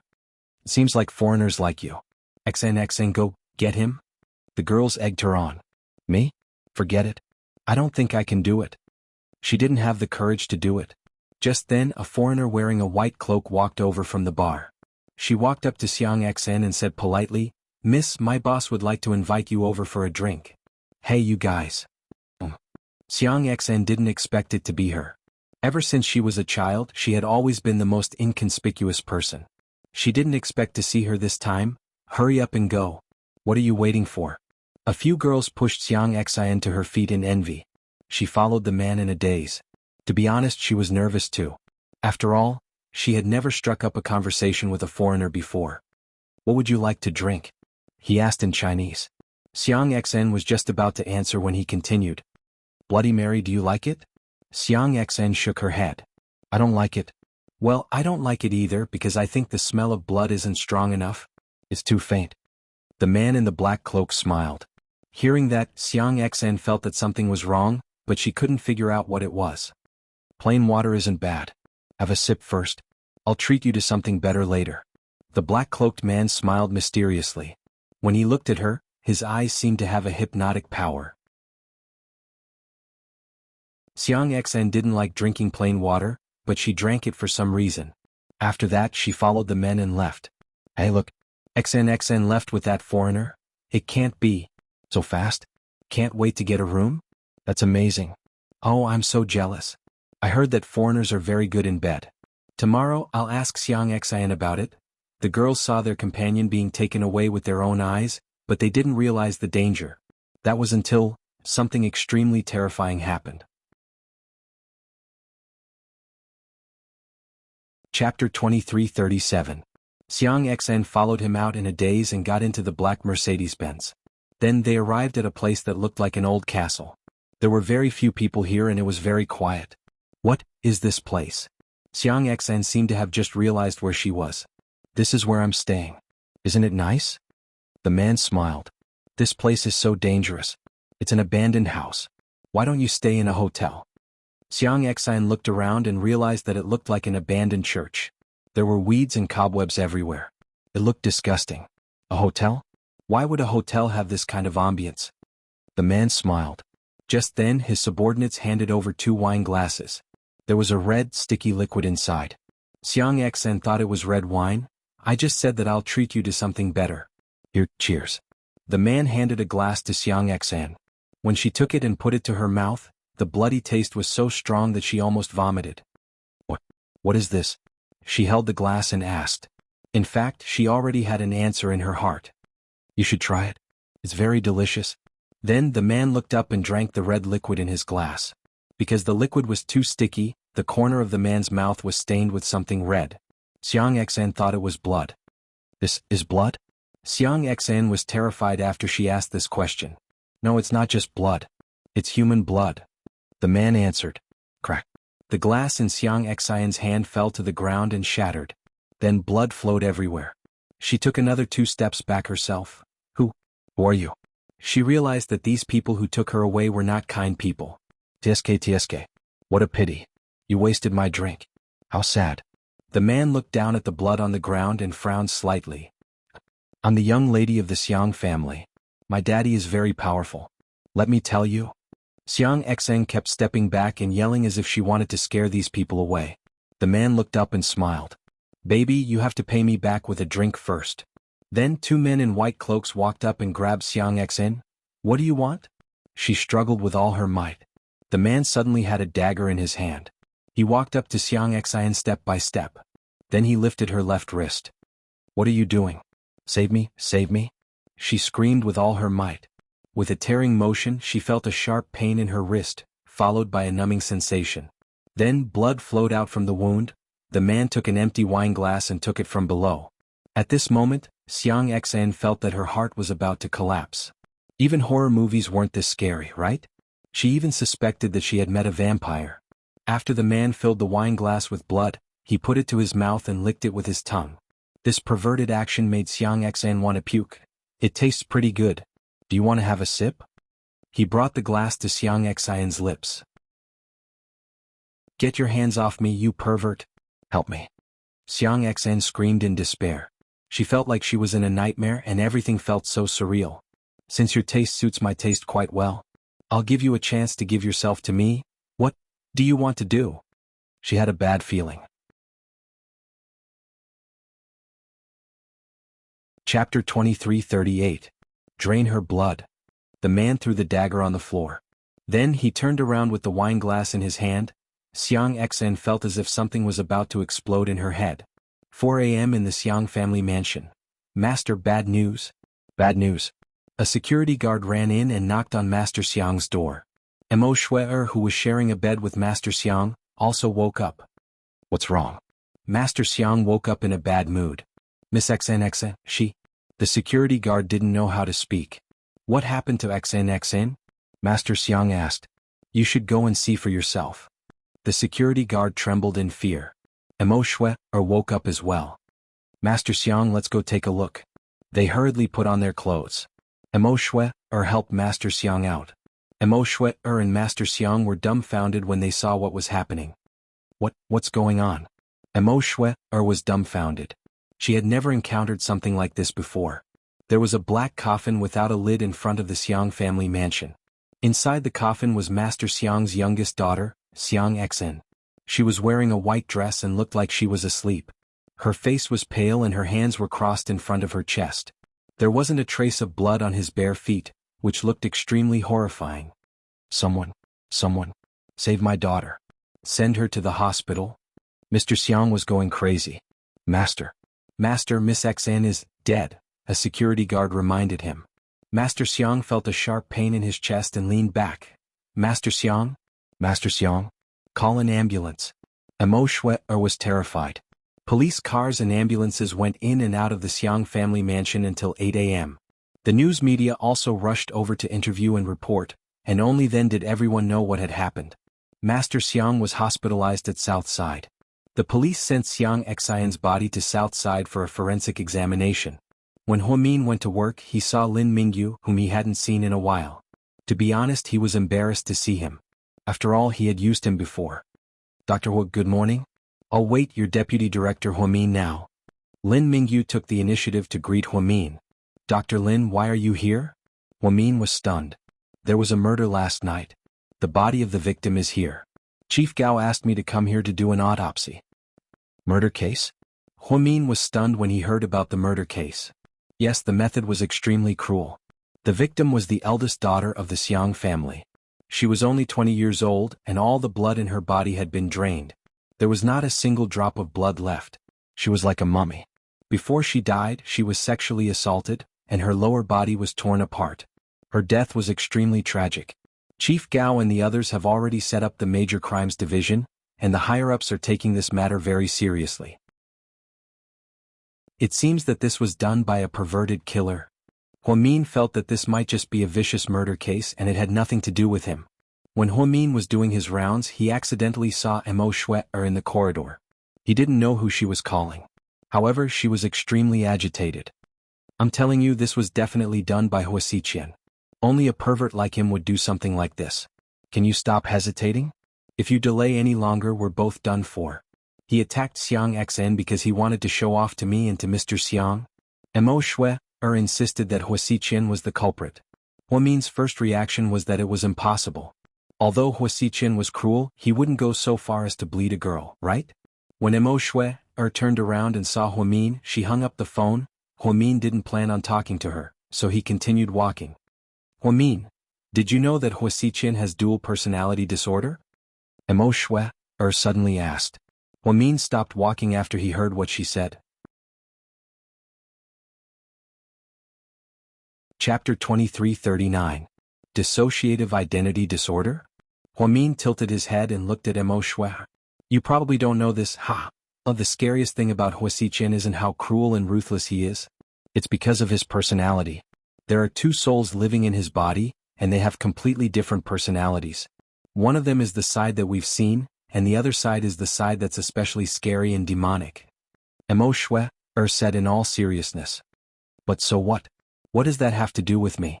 Huamin calmly glanced at Immerse's face. Haven't you always wanted to find out what he did in the past? Including Jiang Linyue's death, Song Yishi's death, and even Wang Shasha's death. Miss Imo, I think you're mistaken. I'm not a cop and I'm not that curious. Who Huasiqian killed has nothing to do with me. It doesn't matter to me whether or not he has dissociative identity disorder. Aren't you afraid that he'll threaten you and your daughters in the future? Immerse frowned. I believe that my husband will protect us. Miss Imo, you should worry about yourself. After all, you've done so many things to piss him off. You're on your own now, Huamin said coldly. Ah, Huamin, I finally know why Huasiqian likes you so much. It's because you're just like him, cold-blooded and heartless. You talk about kindness, righteousness, and morality, but in reality you're just a selfish hypocrite. Immerse sneered. Miss Imo, you've overestimated me. I've never talked about kindness, righteousness, or morality. I'm not Lei Feng, I don't care about a good reputation or do good deeds. I only care about the people I care about. As for everyone else, they have nothing to do with me. Then Huamin walked away. Huamin, you'll regret this. If you don't get rid of Huasiqian, he'll destroy your family sooner or later. Immerse roared. The truth was, she wanted to force Huamian to make a move out of anger, but she didn't expect Huamian to be so calm. Immerse was certain that Huasiqian was behind the incident with the Xiang family. She even believed that she was the next target. That was why he had hurriedly called Hui Yanyan and urged her to make the decision quickly so that he could take action. This was because it was no longer a matter of whether they wanted to get rid of Huasiqian or not. They had to do it. Xiang Xian's tragic death was a bloody example of this. Knocking the mountain to warn the tiger or killing the chicken to warn the monkey. The Xiang family had protected Immerse for so long, but Huasiqian didn't do anything. She already felt that something was off. Now Xiang Xian's tragic death was like a landmine that made things even more complicated. Immerse hung up the phone, turned around and walked into Mr. Xiang's room. Mr. Xiang, what do you think? Immerse asked with red eyes as she pretended to walk over. My Xin Shi. Mr. Xiang's face was filled with sorrow. It didn't feel good to see his daughter die before her own. He frowned in dissatisfaction and his fingers trembled slightly as he muttered Xiang Xian's name. Mr. Xiang, I'm sure Huasiqian is behind this. We can't let this go on any longer. We have to fight back. Otherwise, he'll push us and the entire Xiang family to the ground. I know what he's capable of. He dared to do this to Xiang Xan because he knows you love her the most. That's why he wanted to give you a fatal blow. Immerse quickly fanned the flames. Chapter 2340. Huasiqian. You and I will never forgive each other. Mr. Xiang was convinced that Huasiqian was the culprit behind the murder. The Xiang family's legal team even contacted the police and demanded that Huasiqian be thoroughly investigated and that he be charged with murder. Immerse or even got into a huge argument with Gao Ran at the hospital. She accused the police of not doing a good job. What have you been doing with our taxpayers' money? Someone died, it's such a big case, why aren't you investigating it? I already said that the number one suspect is Hua Xiqin, why aren't you arresting him for questioning? What are you waiting for? Emo Schwerer's attitude was extremely bad. Gao Ran had always hated Emo Schwerer's arrogance, so he replied in a huff, Miss Emo, please watch your tone. We police officers are humans too, we're not gods. Have you watched too many TV shows? Do you think we're Detective Conan or Detective Conan? If there's a murder case, of course we'll take it seriously and get to the bottom of it. However, you're asking us to solve the case in a short period of time. Which one of your eyes saw Hua Xiqin kill someone? Of course he doesn't have to kill her, he has a lot of lackeys working for him. Why would he do it himself? But it must be him, he has the motive. Xiang Xan is a young girl, she doesn't have a boyfriend, so it's not a crime of passion. The Xiang family doesn't have any enemies, so it's definitely not a crime of revenge. The only suspicious person is Hua Xiqin. Emo Shui was certain that Hua Xiqin hired someone to kill Xiang Xan. But this is a matter of life and death, you can't convict him with just a few words. We'll investigate it, and if Hua Xiqin really did it, we won't let him get away with it, Gao Ran replied sternly. Forget it, I can't trust you police officers. Last time, Huamin and Qin Chu were used as scapegoats because of Song Yishi's incident. You guys were fooled as well, so I shouldn't count on you guys. I'll figure it out myself. Then Emo Shui turned around and walked back into the hospital room. Gao Ran's face turned green with anger. Just then Lin Mingyu walked out of the hospital, wearing white gloves and smelling of formalin. Chief. Lin Mingyu greeted him respectfully. How is it? The time of death was between 2 a.m. and 3:30 a.m. yesterday. The cause of death was a cut on the wrist, which resulted in a ruptured tendon and excessive bleeding. The murderer was extremely cruel, and the victim's blood seemed to have been drained dry. I don't think this was an accident, it was done on purpose. Also, the victim was raped before she died. You could say that it was done multiple times because her lower body was severely injured. However, there were no signs of rape. This means that the murderer didn't do it alone, and he was very careful when he committed the crime. Lin Mingyu analyzed the situation professionally after the autopsy. Motherfucker, they really didn't let me live in peace. Gao Ran was extremely frustrated as well, and he kicked the wall in the hallway. As the leader of the municipal bureau, it was an insult to him that such a horrible murder happened right under his nose. This was a provocation to the public security department? What do we do now, Chief? Director Gao? Lin Mingyu asked. Let's return the body to the Xiang family after we've examined it. They probably want to hold a funeral. The higher-ups are taking this matter very seriously, and I'll investigate it thoroughly. I'll go back to the municipal bureau and see if there are any other clues. Then Gao Ran walked out in a huff and bumped into Huamin. Hey Gao Ran, you're here too? Huamin looked at him. Chapter 2341. Yeah, I'm here to see if I can find any clues. Gao Ran was obviously not in a good mood. I heard about the murder, I saw Lin Mingyu. It's pretty scary, a nice girl was killed. Huamin didn't know who Xiang Xan was, but he still felt sorry for her. I have a feeling that it's not that simple. Gao Ran said slowly. You mean? Huamin didn't know what Gao Ran was talking about. The Xiang family has been in the city for many years and Mr. Xiang is quite famous. Most people wouldn't kill his favorite daughter, let alone do it so viciously. Do you think this has something to do with Hua Xiqin? Huamin asked cautiously. I can't say for sure, I don't have any evidence so I don't dare to say anything. Look into it, I'm going back to the bureau. It's not peaceful these days, so be careful. Gao Ran left the hospital after giving his orders. Huamin went back to his office after his ward rounds. As soon as he entered his office, his phone rang. Hello, Mr. Qin. Huamin smiled. He looked at the man on the other side of the screen, and all the gloominess in his heart disappeared. Are you busy? Qin Chu asked gently. I just finished my ward rounds and I'm going to eat in a bit. Yeah, I just finished a meeting too. Oh right, I just saw Gao Ran. There was a murder last night, did you know about it? Huamin said to Qin Chu. Yeah, I saw the news, all the major media outlets are reporting about it. Yeah, it's tragic, the victim is the youngest daughter of the Xiang family. She's only 20 years old and she's as pretty as a flower. Lin Mingyu came to do the autopsy and so did Gao Ran. It's a bad thing. I heard that the little girl died a horrible death. The nurses at our hospital are all saying that it might be the work of a vampire. A vampire? Qin Chu frowned slightly.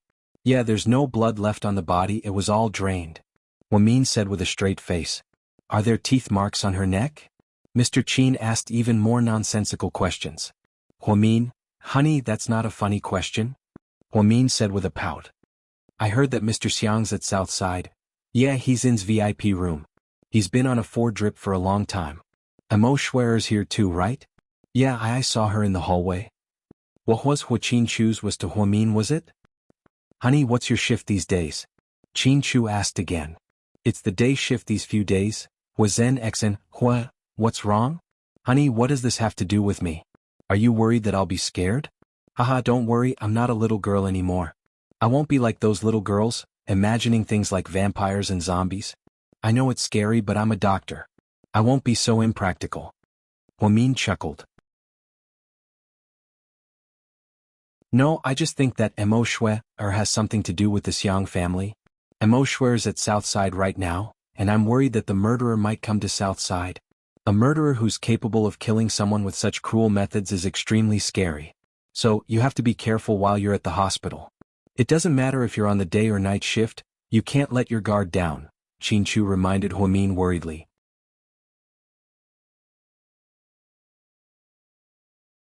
Chapter 2342. Don't worry, honey.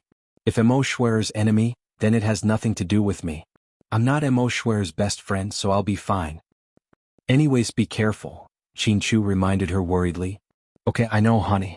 I will. Okay, then go eat. I'll pick you up if I get off work early. Okay. The couple hung up after the video call. Qin Chu stood up worriedly and stood in front of the floor-to-ceiling window in his office. He was dressed in a white shirt and black pants. Even if he was dressed simply, he still looked stunning. President Qin. Assistant Yang knocked on the door and entered. It's time for lunch. Do you want to go to the restaurant or downstairs? Nope, I don't have an appetite, Qin Chu said slowly as he looked out the window. Oh, sir, what's wrong? Did you have a fight with President Hua? Assistant Yang thought that a powerful man like President Qin wouldn't be in a bad mood unless he had an argument with the person he cared about the most.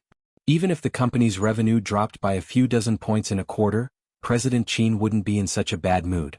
No, we didn't fight. Then. Assistant Yang was confused. I'm fine. Go eat. If you want to eat anything, let me know. I'll buy it for you. Go out. Qin Chu wasn't in a good mood.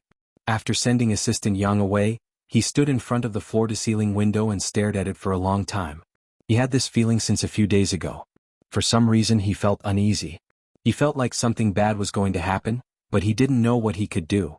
Qin Chu didn't like this feeling of helplessness. Whole corporation headquarters?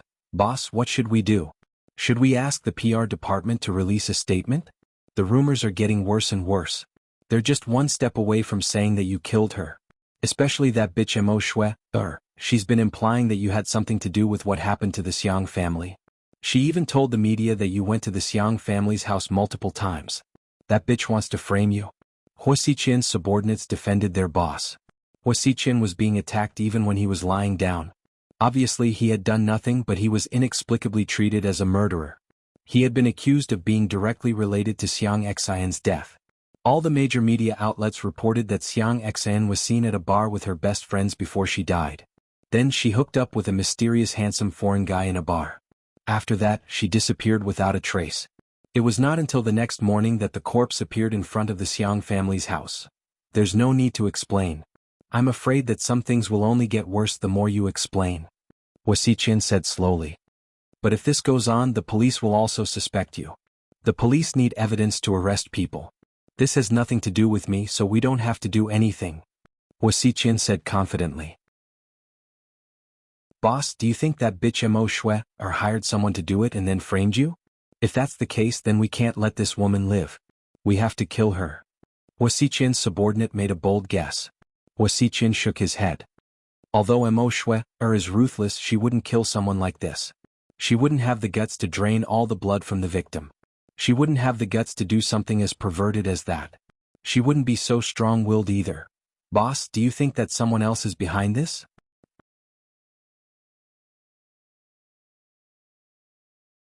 Chapter 2343. Hua Xiqian didn't say anything.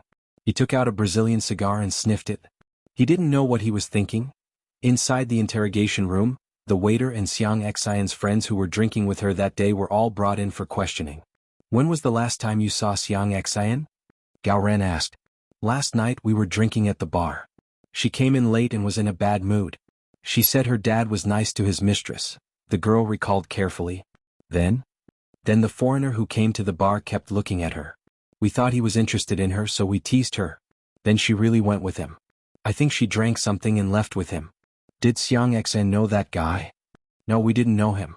We thought he was very handsome, so we were unconsciously attracted to him. What did he look like? Do you remember?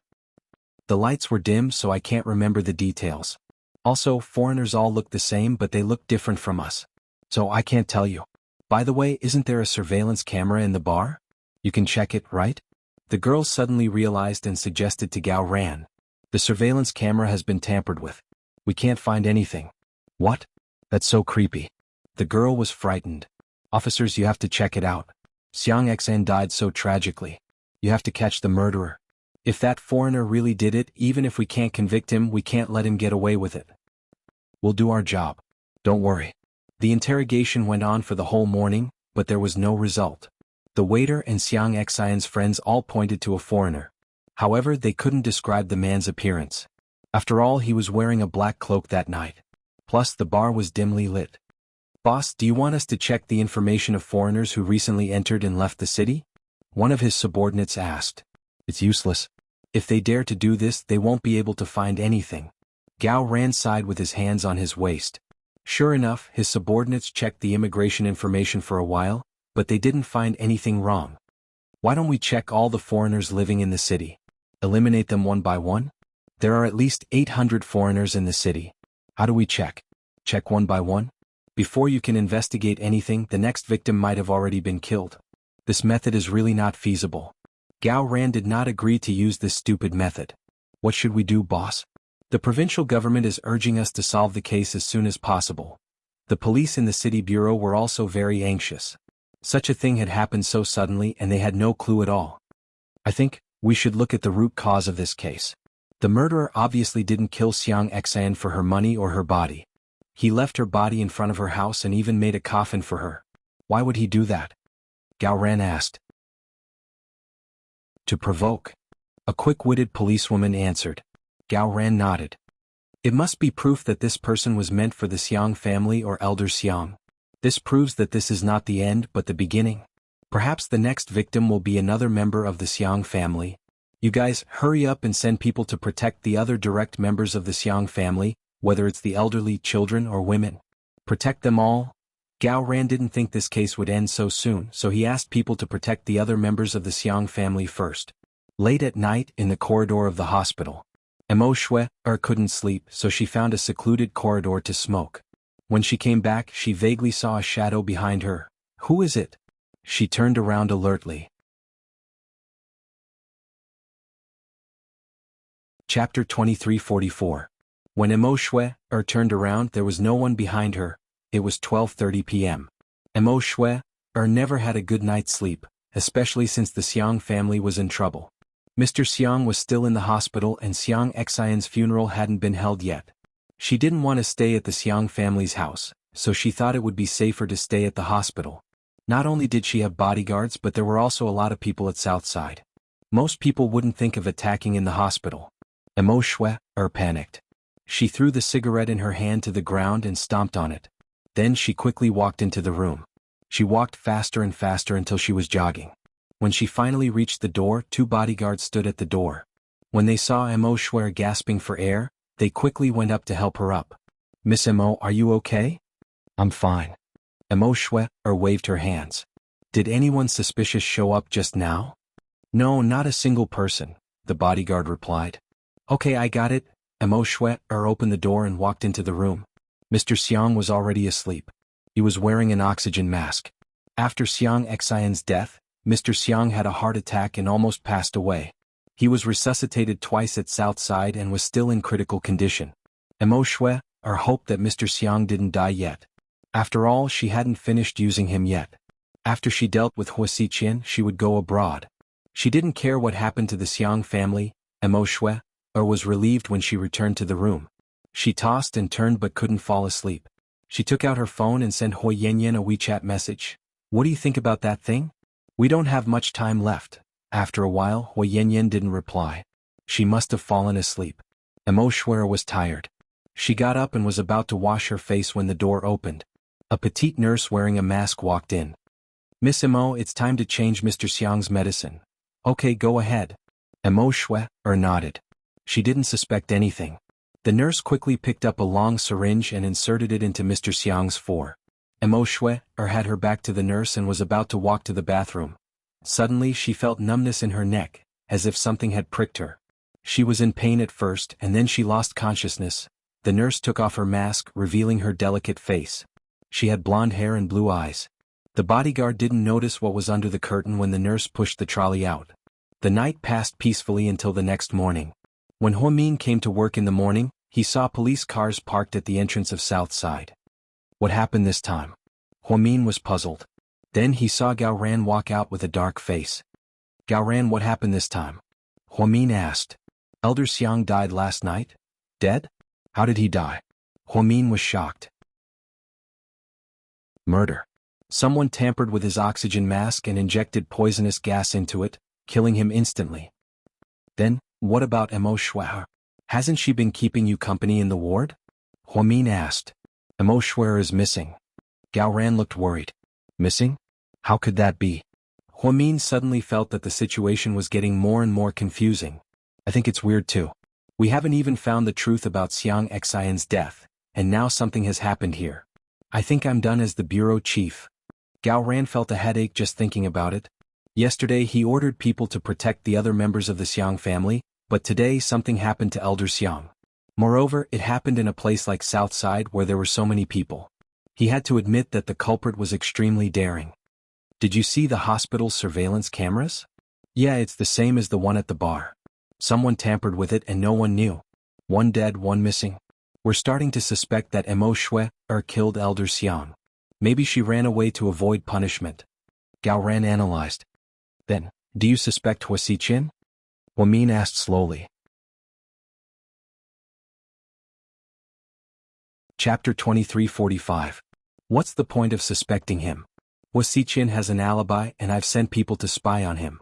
He's between the Hua Corporation and Hua Xiqin's mansion, and he hasn't moved at all. We've also monitored his phone, and he didn't give any orders to his subordinates. So, there's no reason for us to arrest him and interrogate him. That's strange.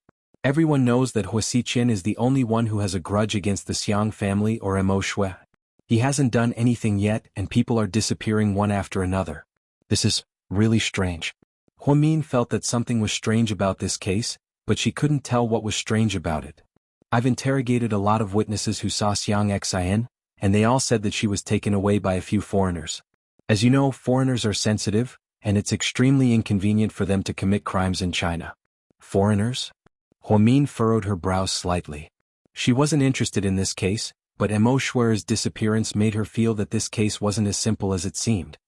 Yeah, they didn't know what they looked like and the surveillance cameras were tampered with. So, I don't have any leads. Gao Ran sighed slightly with his hands on his hips. How did this happen? Ho Min also felt that this was a very difficult case. Okay, Ho Min, you go back to work. I'll send someone over to do an autopsy on Mr. Xiang. Then we'll continue to investigate Emo Schwer's disappearance. Okay. After Gao Ran left, Ho Min couldn't calm down. She returned to her office and thought about it for a while. In the end, she still felt that it was time to call Hua Xiqin. She couldn't remember how long it had been since she last called Hua Xiqin. If it weren't for everything that had happened recently, she probably wouldn't have taken the initiative to call him.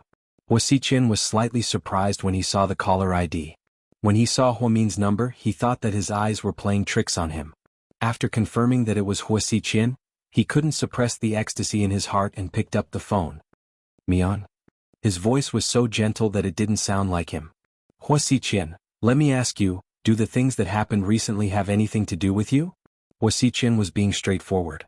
Unfriendly. Hua Xiqin, what are you talking about? The Xiang's death, Mr. Xiang's murder, or Emo Schwer's disappearance? Hua Xiqin asked. All of them? Would you believe me if I said I didn't do it? Hua Xiqin asked in a low voice. But why are all of them related to you? Do you know? Emo Schwer is directly related to you. Yesterday at the hospital she even mentioned you to me. She said that you have dual. Huamin suddenly remembered that Gao Ran said that Hua Xiqian's phone was being monitored by the Public Security Bureau. Therefore, she stopped herself in time and didn't mention his dual personality. Go on. Hua Xiqian said faintly. What I mean is, if you did it, don't try to be mysterious. Just admit it. If I didn't do it, do I have to take the blame? Hua Xiqian chuckled. No, that's not what I meant. I just wanted to say that it's best if you didn't do it. After all, murder isn't a small matter. Also, there have been a lot of incidents recently. Although it's the Xiang family, I have a feeling that it has something to do with you. If you didn't do it, then you have to be careful. You might be the next target. Huamin said word by word. Chapter 2346. So, Mian, are you reminding me to take care of myself? You care about me, don't you? Hua Xiqian's voice contained a hint of childish joy. You're overthinking it, I don't care about you. I'm just reminding you out of kindness. After all, I don't want to see you get killed one day and sent to South Side. Huamin replied coldly. No matter what, I'm still happy that you said that. Hua Xiqian said gently as he held onto the phone. Okay, if there's nothing else, I'm hanging up. Wait? Hua Xiqian hurriedly shouted. Is there anything else? Mia, can you take some time off? What? Huamin frowned slightly, not sure what Hua Xiqian meant. Mian, why don't you take some time off? Take your husband and kids overseas for a vacation or something. Bali, Saipan, the Maldives, anywhere is good. Anyways, go relax and travel. Why? Huamin was confused. Why would Hua Xiqian ask her to take a vacation out of the blue? Because the city hasn't been peaceful recently. I'm worried that you'll be scared. After all, such a brutal murder happened and everyone is on edge. I'm not worried about that. Don't forget, I'm a doctor and I come across a lot of dead people every day. Okay, if there's nothing else, I'm hanging up. Not wanting to waste time talking to Hua Xiqian, Huamin hung up the phone. In fact, she just wanted to know if this incident was caused by Hua Xiqian. After all, Mo Shui was the person closest to him. However, Hua Xiqian really didn't seem to be involved. So, who could it be? On the other hand, Hua Xiqian hung up the phone, also worried. He vaguely knew who did it, but he didn't even dare to send people to investigate. He was afraid that he would alert the enemy. Men? Hua Xiqian called for his men at the door. Boss, send more people to protect Mian. Whether she's at work or off, keep an eye on her. Yes, boss. Hua Xiqian didn't care about anyone's life or death, except for Huamin. Russia, Moscow, an ancient castle in the suburbs. Miss Lu, you can't go out. The tall Russian bodyguard blocked Lu Yan's way. Lu Yan was wearing a white cashmere coat with a white fox fur collar. Her long hair was slightly curled. Her dark brown hair draped over her shoulders like seaweed. Coupled with her stunning face, it was indeed the most beautiful scenery in the cold. Fuck off. Lu Yan's eyes were cold and didn't look like she was just joking. Miss Lu, please don't make things difficult for us. Young master said that you can't leave this place. Not to mention you guys, even Xiao Fei can't stop me. Get out of my way, don't force me to kill. Miss Lu. Before the bodyguard could finish, he stopped abruptly. A silver pistol appeared in Lu Yan's hand and she pointed it between the bodyguard's eyebrows. Lu Yan's marksmanship was fast and accurate. That was something that all the assassins in the world knew. The bodyguard didn't dare to move because he knew that this lady wasn't joking. Life was worthless in her hands. Just then, a cold voice came from behind her. Yen, what are you doing? Lu Yan turned around and saw Xiao Fei in a Russian military uniform. His silver hair shone in the night. Psycho Xiao, you came at the right time. Tell them to get out of my way, I want to leave. No, you can't go anywhere. Xiao Fei's attitude was firm. Xiao Fei, do you know? Ian went to see City, my sister's family will be in danger. Lu Yan's eyes were anxious. Chapter 2347. I know. Xiao Fei was calm. Then why won't you let me go? Lu Yan raised her voice in anger. It's because I know he's here that I can't let you go. You know he's looking for you everywhere. If you go, you'll die. Xiao Fei looked into Lu Yan's eyes quietly. But if I don't go, my sister and her family? He doesn't know your sister's identity, Xiao Fei corrected her. But he'll find out sooner or later. If he does, we'll be in trouble. You know my sister is different from me. She's just an ordinary person. Lu Yan was getting more and more scared. Yan, calm down. Qin Chu isn't an ordinary person. He'll protect his wife and daughter, but that's Ian? Lu Yen knew Qin Chu wasn't an ordinary person, but no one could fight back against Ian. She and her dad were powerful, but they still managed to hide from Ian for years. How do you know Qin Chu will lose to Ian? Xiao Fei seemed to have confidence in Qin Chu. Psycho Xiao, I don't want to waste my time with you. I just want to ask you one thing. Are you going to let me go or not? Lu Yen was getting anxious. What if I don't? Then I'll have to be impolite. Lu Yan's eyes changed. Do whatever you want. Shoot me if you can, and then you can leave. Xiao Fei walked closer to Lu Yen and pointed her gun at his chest. Xiao Fei, you. Lu Yen didn't expect Xiao Fei to be so determined to stop her from going to Sea City. Do you think I don't dare? Lu Yen was furious. I don't think you don't dare. I know you're capable of anything because you've always been the fearless Lu Yen. You can either shoot me and leave or go back and stay here. Xiao Fei said it casually as if he didn't think he would die under Lu Yan's gun in the next second. You're sure that I won't shoot you, aren't you? I didn't. I told you do whatever you want. The two of them stared at each other coldly. Lu Yan's hand trembled slightly with the pistol in her hand. She would never shoot Xiao Fei. She was scared to death when she found out that Xiao Fei was going to die. Later, when Xiao Fei was rescued, she still remembered the feeling of regaining what she had lost. She knew that Xiao Fei did not want her to go there for her own good. Ian might not know her sister's identity, but he would definitely notice her. At that time when they met, a battle of life and death would be inevitable. Although Lu Yen wasn't a pushover, she still couldn't defeat Ian. This was a fact that they all knew. Finally, Lu Yen sighed and put down the gun. You won, she said listlessly. Yen, I'm doing this for you. Let's fight. Don't threaten me and I won't make things difficult for you. Do you dare? Psycho Xiao? Lu Yen lifted her chin and looked at him confidently. Oh. Xiao Fei looked at the little girl in front of him calmly. Let's do karate. Draw a circle. Whoever can force the other out of the circle wins. If you win, I won't mention going to Sea City again. If you lose, then you have to prepare a helicopter for me. Lu Yen said in a domineering tone. You're tuning in to the Dreamy Chapters YouTube channel. We're so grateful for your support and don't forget to subscribe to join us on this incredible journey through captivating stories. Your generosity through donations truly makes a world of difference, as it's the primary source of revenue that allows me to expand and enhance this channel for you. Thank you from the bottom of my heart for being a part of this adventure.